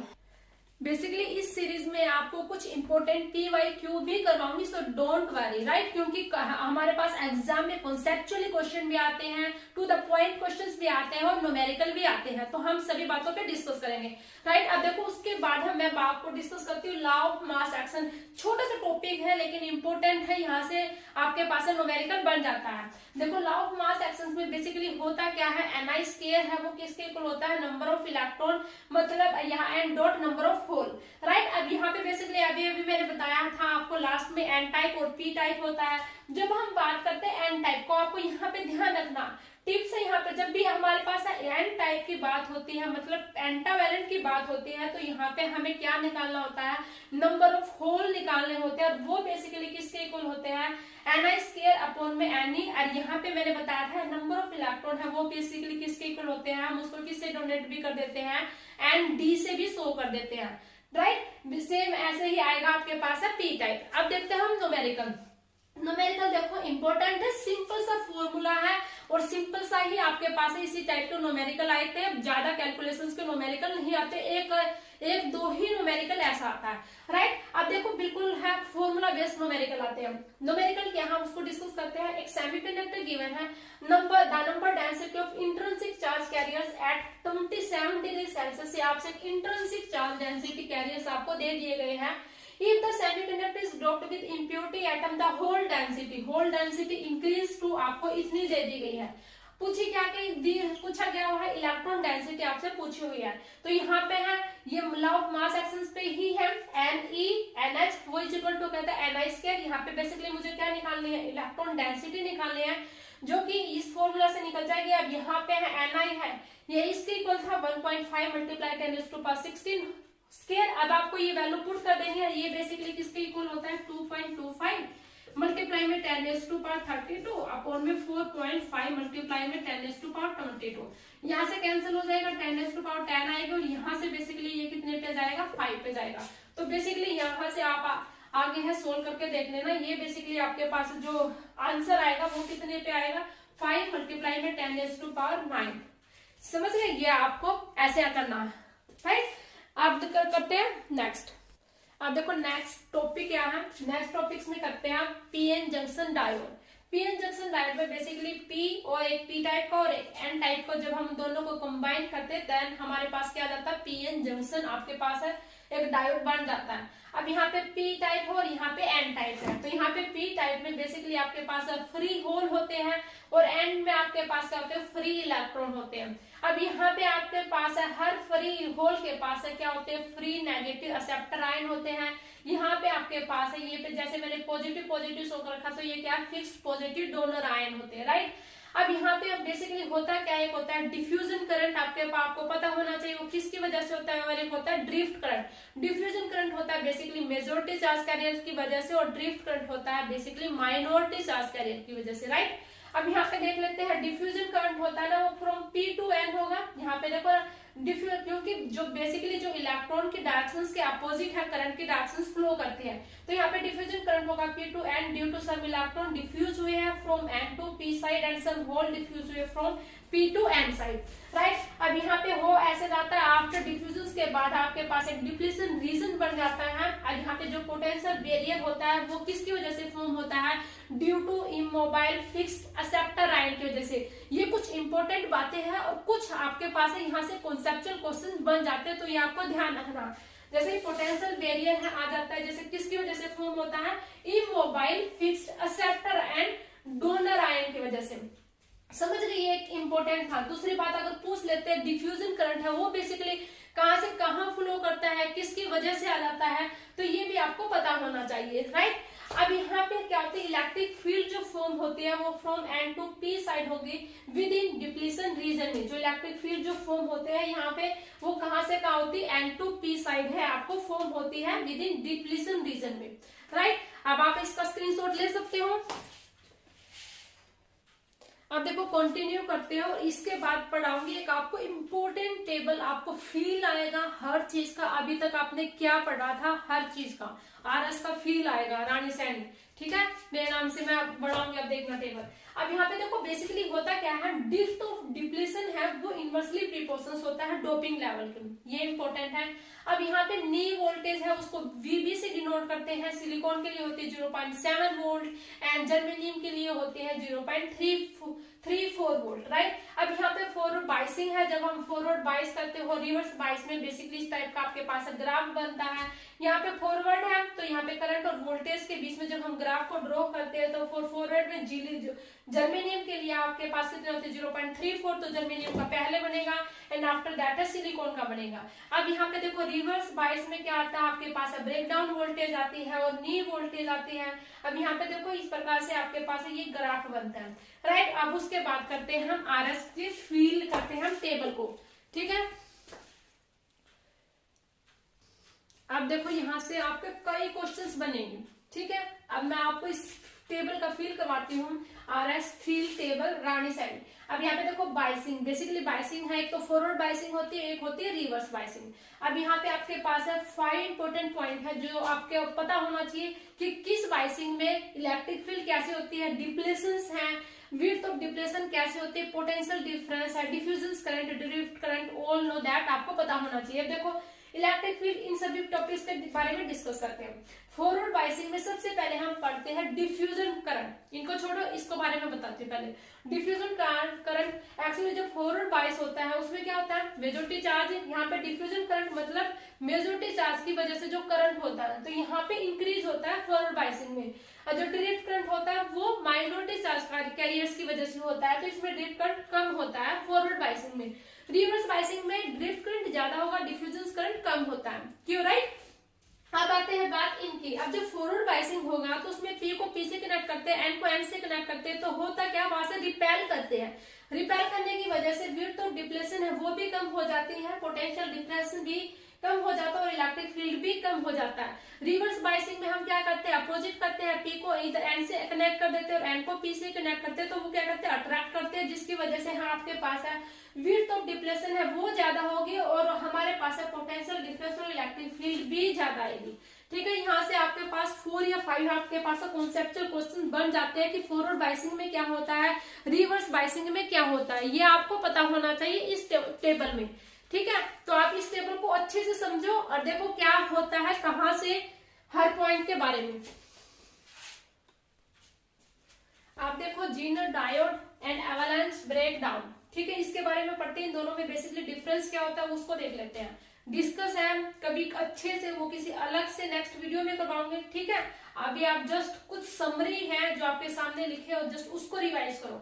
जीनर डायोड में क्या होता है, बेसिकली इसमें हाई डोप्ड सेमीकंडक्टर्स होता है। इन रिवर्स बायस में जैसे मैं वोल्टेज को इंक्रीज कर देती हूँ तो वोल्टेज के इंक्रीज होने से क्या होता है, इलेक्ट्रॉन होल है इतने ज्यादा फ्री हो जाते हैं जिसकी वजह से due to breaking of covalent bond, right. अब यहाँ पे ये जो प्रोसेस होता है वो रिवर्सिबल होता है, जबकि एवलांच ब्रेकडाउन में क्या होता है, इन लो डोप्ड सेमीकंडक्टर्स होते हैं, इन रिवर्स बायस होता है वेरी हाई वोल्टेज पे होता है और ये जो प्रोसेस होता है वो नॉट रिवर्सिबल होता है, राइट। स्क्रीनशॉट लो, देखो एक न्यूमेरिकल करवाती हूँ। यहाँ पे इन दोनों आपको जो सर्किट दिए गए हैं इसमें आपको करंट को बताना है।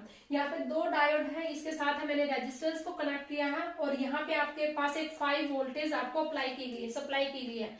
ऐसे ही बेसिकली यहाँ पे भी एक डायोड है, यहाँ पे भी आपको दोनों में आपको क्या निकालना है, करंट निकालना है।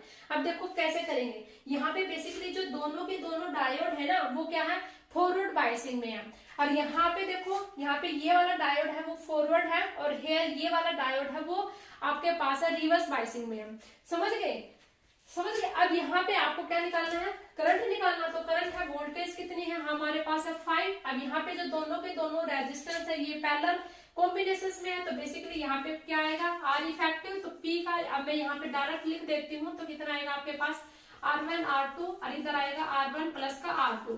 अब यहाँ पे आप डायरेक्ट है इन दोनों रेजिस्टेंस की वैल्यू है वो पुट करो, तो यहाँ से कितने आ जाएगी 40 और डिवाइडेड में नीचे कितनी आ जाएगी 400। अब आप इसको कैंसिल करो तो यहाँ से कितना आएगा 10 और यहाँ से कितना आएगा 2, तो ये आएगा 1/2 मतलब 0.5। आप देखना आपका भी इतना ही आ रहा है। अब इसमें निकालते हैं, इसमें यहाँ पे बेसिकली एक डायोड है वो फॉरवर्ड में है, सेकंड है वो रिवर्स बायस में है, तो यहाँ पे जस्ट ओनली 1 की वजह से आएगा, तो current is equal to voltage upon में आर, वोल्टेज कितनी है 5, करंट की तो सॉरी यहाँ पे आपके पास रेजिस्टेंस कितना 20, तो कितना आएगा 1/4, तो आपके पास आंसर कितना आएगा 0.25। तो आपको इस प्रकार से अपने क्वेश्चंस को सोल्व करना है, समझ गए? ध्यान से लो, देखो इसको आप चाहो तो आप स्क्रीनशॉट है वो ले सकते हो।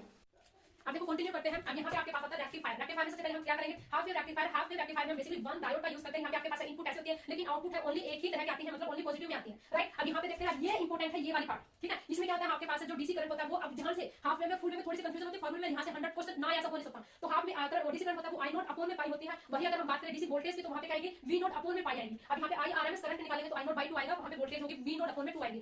एफिशिएंसी किसी की भी कोई भी 100% वर्क नहीं करता, तो यहाँ पे एफिशिएंसी है किसी भी चीज में 100% कभी नहीं आती। अब यहाँ पे ईटा की बात करते हैं, तो यहाँ पे क्या होती है पी ओ मतलब आउटपुट और नीचे क्या इनपुट मल्टीप्लाई में 100। यहाँ पे अगर पावर निकालना चाहो तो आपको फॉर्मूला याद होना चाहिए, वोल्टेज मल्टीप्लाई में करंट। अब बेसिकली अगर आपको ऐसे यूज करना तो ऐसे यूज करो, अगर आपके पास वोल्टेज और रेजिस्टेंस गिवन है आप इस फॉर्मूले का यूज करोगे। अब रिपल फैक्टर क्या होता है? रिपल फैक्टर वो चीज होती है जब आप रेक्टिफाई करने के बाद जो भी आपके पास एसी बच जाता है उसको बोलते हैं रेक्टिफायर के बाद रहने वाला एसी। वो कितना रहता है हमारे पास है जो एसी करंट है डिवाइड में डीसी करंट है वो कितने की आता है 1.21 के। ये आपके पास है रिपल फैक्टर की वैल्यू है। आप प्लीज इसका जो स्क्रीनशॉट लो और इसको एक बार नहीं आप दो बार आप इस चीज को रिवाइज करो, समझ गए? देखो दोबारा मैं रिवाइज करती हूं। DC current I not upon में पाई, जो डीसी वोल्टेज है वी नॉट अपॉन में पाई आता है। आईआरएमएस हो या फिर वीआरएमएस हो तो आपको इन दोनों में आपको क्या लेना है 2 लेना, क्योंकि वहां पे आप ऐसे आप याद कर सकते हो हाफ की बात की गई तो यहाँ पे हम डिवाइड में डिवीजन में हाफ लेने वाले हैं। अच्छा एफिशिएंसी है output power upon input multiply में 100 करते हैं। रिपल फैक्टर है एसी करंट आता है जो डिवाइड में डीसी करंट है उसकी वैल्यू कितनी आती है 1.21। अब मैं बात करती हूं आपको फुल वेव रेक्टिफायर की। अब देखो फुल वेव रेक्टिफायर, यहाँ पे देखो फुल वेव रेक्टिफायर इनपुट है सेम ऐसा ही होगा जैसे आपके पास है हाफ वेव रेक्टिफायर में गिवन था, लेकिन आउटपुट है उसमें डिफरेंस मिलता है। वहाँ पे बेसिकली आपके पास एक ही टाइप की आती है, यहाँ पे आपको है पॉजिटिव और नेगेटिव। पॉजिटिव हर किसी में आपके पास आउटपुट आता है, समझिए? अब आते हैं यहाँ पे एफिशिएंसी की बात करते हैं, तो आपके पास आएगा P naught P O upon P I. यहाँ पे मतलब ये इनपुट है ये आउटपुट है मल्टीप्लाई में 100। एफिशिएंसी हमेशा 100 करके मल्टीप्लाई करते हैं, 100 करके निकालते हैं। अब यहाँ पे जो एवरेज करंट आता है वो कितना आता है 2 आई नॉट अपॉन में पाई, और जो एवरेज वोल्टेज निकालते हैं वो कितना आता है 2 वी नॉट अपॉन में पाई। आईआरएमएस की हम निकालेंगे तो कितना आएगा आई नॉट अपॉन में √2। वहाँ पे जबकि हाफ वेव में क्या था ओनली 2 था, ये ध्यान रखना। वीआरएमएस निकालेंगे तो कितना आएगा वी नॉट अपॉन में √2। ये ध्यान रखना, छोटी है लेकिन आपको यहाँ पे कंफ्यूजन हाफ वेव में कुछ गिवन है फुल वेव में कुछ गिवन है, ये ध्यान रखना है, समझ गए? वहाँ पे क्या था हाफ में जस्ट ये वाली वैल्यू थी 2 नहीं था, ओनली आई नॉट अपॉन में पाई था, यहाँ पे वी नॉट अपॉन में पाई था, लेकिन फुल वेव में यहाँ पे आपको 2 से मल्टीप्लाई कर रखा। इसमें 2 डायरेक्ट को यूज करते हैं। आया वो जो हाफ वेव में जस्ट ओनली 2 था, यहाँ पे √2 है, समझ गए? अब देखते हैं, अब हम पढ़ते हैं Zener diode as a regulator. अब ये देखिए आपके पास एक सर्किट गिवन है, यहाँ से क्वेश्चन आता है, ध्यान से देखना। अब यहाँ पे बेसिकली ये वाला रेजिस्टेंस है ये आपने सीरीज में कनेक्ट किया हो, यहाँ से जब हम बेसिकली जो आउटपुट लेते हैं इस रेजिस्टेंस के जिसको हम बोलते हैं लोड रेजिस्टेंस, ये पैरेलल में कनेक्ट है डायोड के। जब पैरेलल में कनेक्ट होता है तो इसमें वोल्टेज सेम होती है, तो जो जेनर डायोड के कॉरस्पॉन्डिंग जो वोल्टेज होती है वी होती है, करंट आई होता है। लोड रेजिस्टेंस से कॉरस्पॉन्डिंग जो करंट है आई है, इस रेजिस्टेंस से कॉरस्पॉन्डिंग जो करंट है आई है और वी है। बेसिकली जो ये आई है ये इस करंट का और इस करंट का सम होता है। आई है वो किसकी होता है आई प्लस का आई। अब यहाँ पे अगर मैं आई निकालूं तो वो क्या आएगा वी मतलब इस रेजिस्टेंस से कॉरस्पॉन्डिंग जब मैं करंट वो निकालती हूं तो क्या आएगा वी अपॉन में आर। वोल्टेज है वो बेसिकली वी है, ये किसका आएगा आई मल्टीप्लाई में आर। यहाँ पे बेसिकली लोड रेजिस्टेंस से कॉरस्पॉन्डिंग लिया। अब यहाँ पे जो आपके पास जो इनपुट करंट होती है वो किसकी होता है वी प्लस में वीजेड, वीएस यहाँ पे था और वीजेड यहाँ पे था। अब हमारे पास जो आउटपुट वोल्टेज निकालते हैं वो वीजेड निकालते हैं, इससे कॉरस्पॉन्डिंग जो कि किसके इक्वल होता है आई मल्टीप्लाई में आर, राइट? ये आपको ऐसे न्यूमेरिकल सोल्व करना है, जिसमें मैंने एक बेसिक व्यू दिया है आपको, राइट? अब करते हैं कंटिन्यू। अब देखो कंटिन्यू करते हैं ट्रांजिस्टर। मैंने इससे पहले बताया था मैं सारे टॉपिक कवर करूंगी तो सारे टॉपिक ही कवर करेंगे, ठीक है? तो ट्रांजिस्टर ये तो लाइनें बहुत वेरी वेरी इंपॉर्टेंट है, डायरेक्ट यहाँ से क्वेश्चन आता है। देखो ट्रांजिस्टर है emitter collector and base, right? अब यहाँ पे एक ही ट्रांजिस्टर पढ़ूंगी जो कि इंपॉर्टेंट है, उसके बारे में सब कुछ अच्छे से करवा दूंगी। बट ये ध्यान से देखो डोपिंग है एमीटर में सबसे ज्यादा होती है, उसके बाद आता है नंबर कलेक्टर का और फिर सबसे कम होती है जो डोपिंग होती है वो बेस में होती है। लेकिन साइज के अकॉर्डिंग देखें तो हमारे पास कलेक्टर का साइज सबसे ज्यादा होता है, उसके बाद आता है एमीटर और सबसे कम जो छोटा सा साइज होता है वो बेस का होता है, राइट? अब बात करते हैं relation between alpha and beta. ये दोनों रिलेशंस वेरी इंपॉर्टेंट है। जब बात करते हैं जब हमें निकालना होता है अल्फा तो क्या आता है बीटा अपॉन में 1 प्लस का बीटा, राइट? जब हमें निकालना होता है बीटा तो क्या आता है अल्फा, मतलब जो भी निकालना है ना अल्फा और बीटा सब दो ही होते हैं यहाँ पे, अल्फा और बीटा। जब हम अल्फा निकालेंगे तो यहाँ पे बीटा लिखेंगे आउटपुट में मतलब रिजल्ट में, और जब हमें बीटा निकालना होगा तो हम अल्फा निकालेंगे। अब जब अल्फा निकालते हैं तो बीटा सेकंड नंबर पे आता है तो नीचे प्लस करते हैं हम, लेकिन जब हमें बीटा निकालते हैं तो अल्फा पहले आता है बीटा बाद में आता है। हम ऐसे याद करने की कोशिश करेंगे तो यहाँ पे क्या करेंगे 1 माइनस का अल्फा, हम इसको ऐसे याद करेंगे। अब देखो कंटिन्यू करते हैं। अब क्या करते हैं transistor as a common base amplifier. Important है ये, एमीटर और कलेक्टर इतना इंपॉर्टेंट नहीं है जितना बेस है, इसलिए मैंने सब कुछ इसका दिया है कैसे क्या कुछ करना है। जब भी अगर आपके पास न्यूमेरिकल आवे तो आप इन फॉर्मूला का यूज करके डायरेक्ट आप अपने न्यूमेरिकल को टारगेट कर सकते हो। अब यहाँ पे बेसिकली जो फेज डिफरेंस होता है वो पाई का आता है कॉमन बेस में, ये ध्यान रखना है। करंट गेन आता है जब बीटा करंट गेन, तो इसमें जो करंट गेन होता है बीटा होता है वो कैसे निकालते हैं, जब आप बीटा डीसी निकालेंगे तो आईसी अपॉन में आईडी निकालेंगे और यहाँ पे एसी लेंगे तो थोड़ा सा small changing collector current upon में स्मॉल चेंजिंग बेस करंट। अब बीटा है यहाँ पे very very very greater than होता है 1 से। पावर गेन की बात करें तो आईसी स्क्वायर मल्टीप्लाई में RL load resistance divided by I B base current multiply में आरआई इनपुट रेजिस्टेंस। अब इसको बेसिकली क्या करेंगे बीटा स्क्वायर मल्टीप्लाई में रेजिस्टेंस गेन। वोल्टेज गेन है बेसिकली जिससे वो हम किसे डिनोट करते हैं ए बी से, जो कि किसके इक्वल होता है आईसी, जो कि मतलब कलेक्टर करंट मल्टीप्लाई में load resistance divided by emitter current multiply में इनपुट रेजिस्टेंस, जो कि बेसिकली किसके इक्वल होगा बीटा मल्टीप्लाई में रेजिस्टेंस गेन की, राइट? तो आप इसका स्क्रीनशॉट लो, इंपॉर्टेंट है।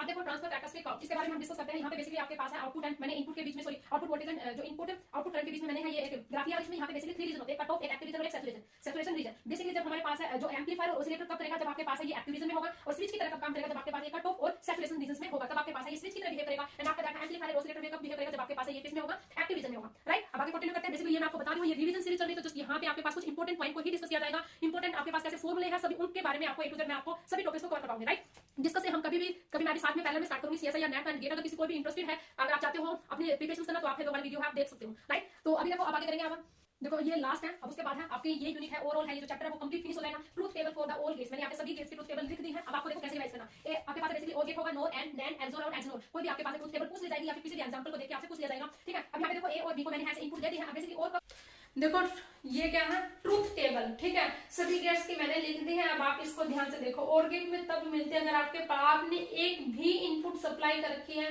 तो अब आपको पास आउटपुट मिलेगी। एंड नोर है वो और का अपोजिट होता है। एंड है जब आपने दोनों इनपुट सप्लाई की है तभी आपके पास है क्या आएगी, आउटपुट आएगी, अदरवाइज नहीं आएगी। नैंड है एंड का अपोजिट है। एक्सओर में क्या होता है, अगर आपने एक बी यहाँ पे देखो, अगर दोनों में डिफरेंट है ना, तो भी आपके पास आउटपुट मिलेगी, अदरवाइज नहीं मिलेगी। और एक्सनोर है, एक्सओर का अपोजिट है। तो आप ऐसे ही सीरीज लेने के लिए, अगर आप चाहते हो मैं ऐसी ही सीरीज आपके लिए कराती रहूं, तो प्लीज एक लाइक और एक कमेंट करो, जिसको भर भर के आप प्लीज शेयर करो अपने दोस्तों के साथ, अपने फ्रेंड्स के साथ। तो मिलते हैं नेक्स्ट वीडियो में।